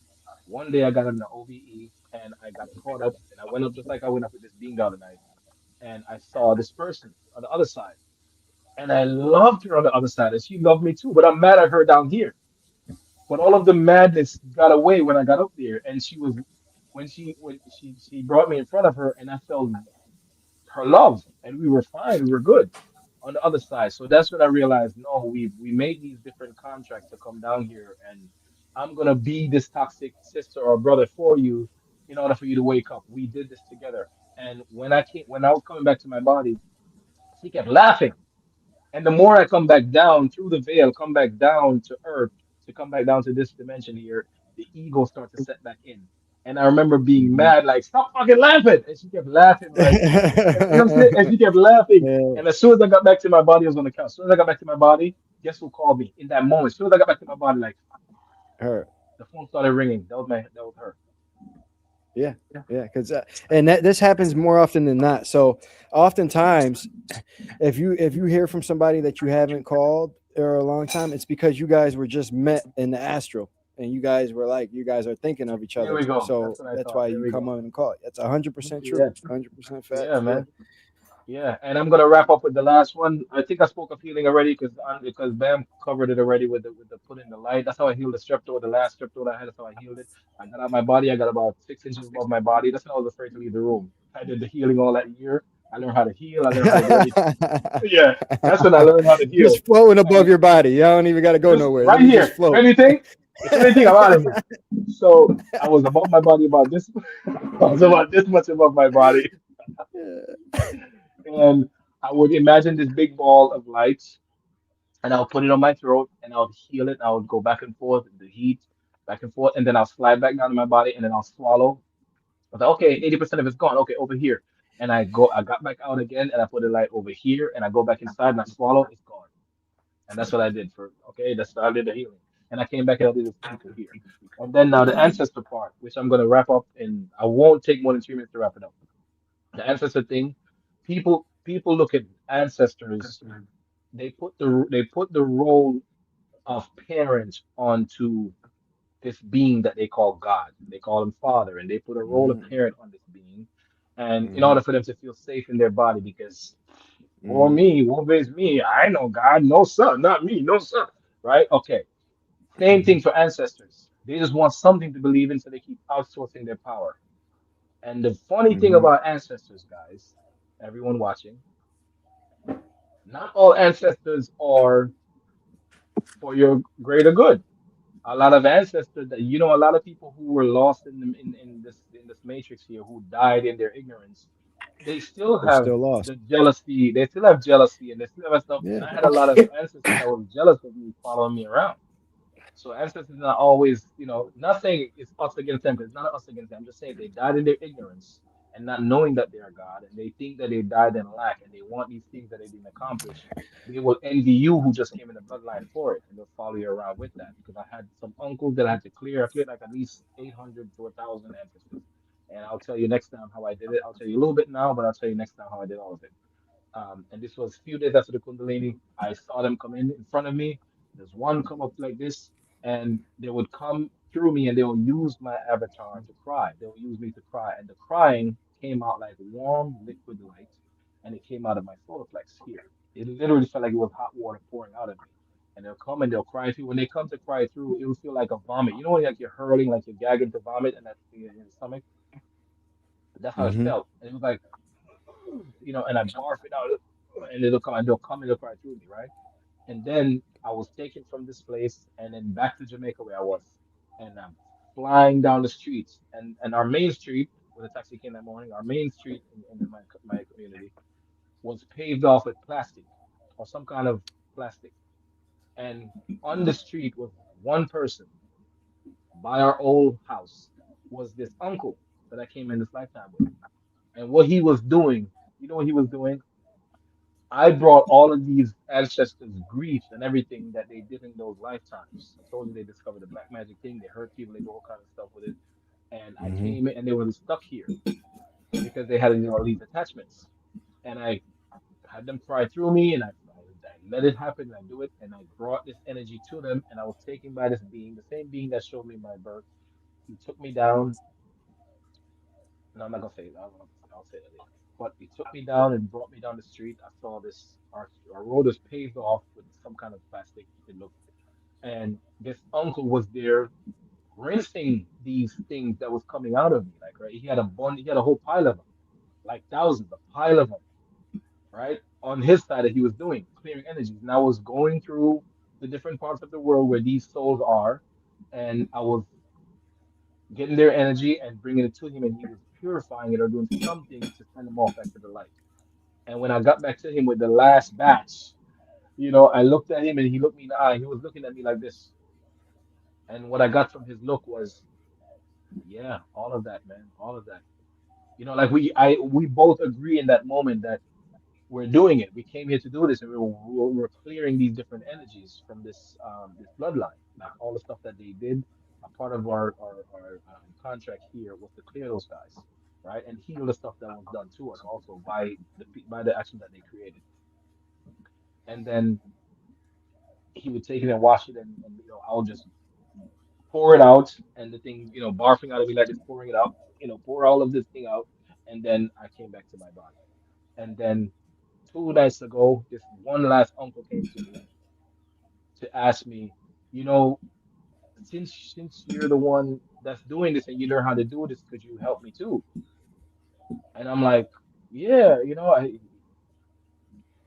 even you're supposed to even have boundaries even with people on the other side, like like as far as people like that who are stuck here. I Yeah. thought I was just doing the empathetic thing and doing the right thing, like I'm just letting everybody come in, but like one after the other, and they're like, "Oh, Fabian's clearing people, like you want to come over here, and he brought like Yeah. 2 people with him. Yeah, that's how it Yeah, is, man. Yeah, you still need boundaries. Yeah. word, It's like bro. He brought like 2 people with him, and he's like, but he didn't come just to be cleared, and I thought I cleared him my already. mom be bringing a bunch of people. My mom be bringing a bunch of You people to too, me, and I'm like, I bro. don't know these niggas. Yeah. Bro, and I was afraid of saying that. See that? I felt like that. I felt like I don't know these niggas. I felt that, but I didn't want to say it. I felt like, nah, that's not godly. That's not nice. You're supposed to help them. That's how you be feeling. Like, I don't know these niggas, man. Like, what? But he Bringing came all these back with people to two me. people. He came back with 2 people who I don't Yeah. know, and he didn't just want to be cleared. This nigga came asking me for some land that his mother died and left, and he didn't get his share of the land. And that's what you said last week that got me, like the attachments. They hold on to these Yeah, the attachments, and they're attachments. in the Yeah, it astral keeps you here. world.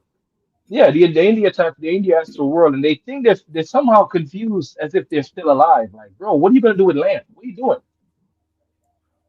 And I remember being pissed, like, how am I pissed in the OB state? I'm not supposed to be pissed here. Come on, man. Leave me alone.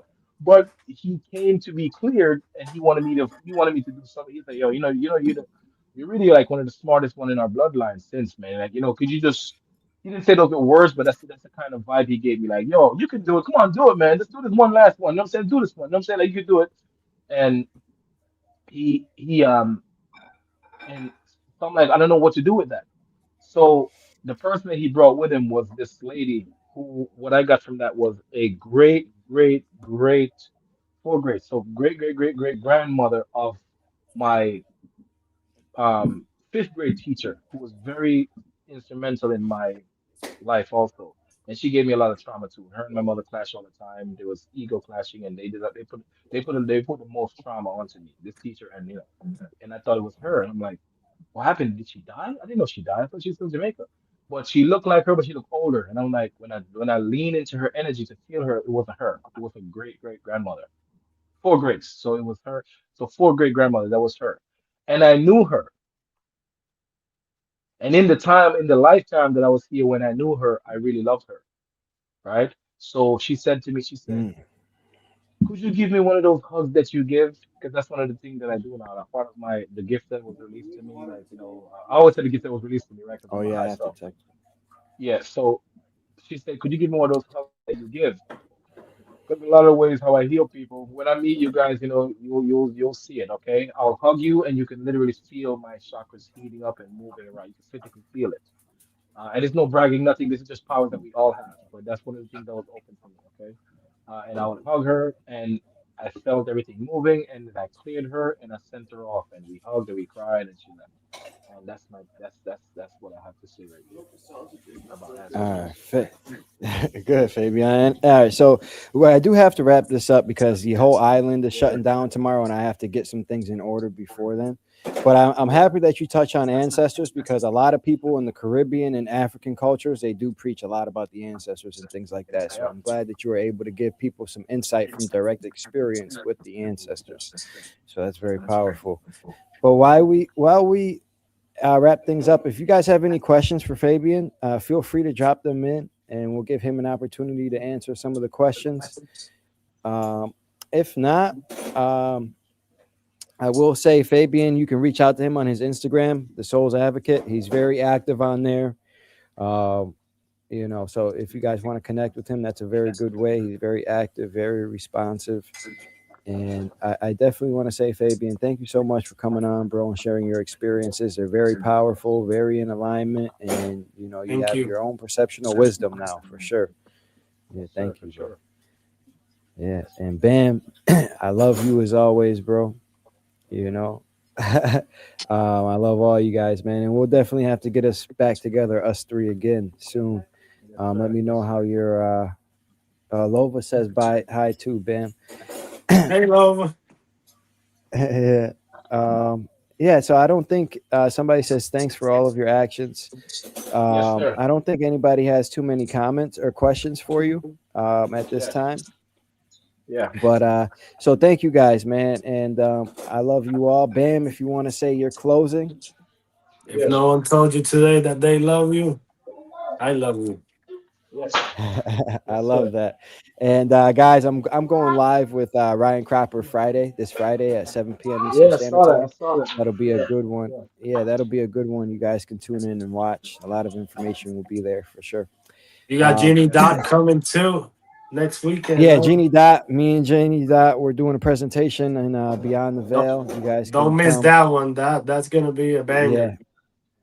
Yeah, yeah. Yo, Me and when Jeannie you guys Dot. talk to Corey, man, tell Corey I really love, his energy and his soul, man. I would love to talk to Corey one day, man. Just, pass that message on to me, okay? Yeah, yeah. Shoot him an That's a email. soul that I I'm really, not in really enjoy, contact man. with him. Yeah, I'm not Yeah. in contact with him anymore. But feel free to Yeah. shoot him an email. Okay, cool. Yeah. I So really like that so guy. All right. All right, guys. Love you. Bye. All right. Take care, man.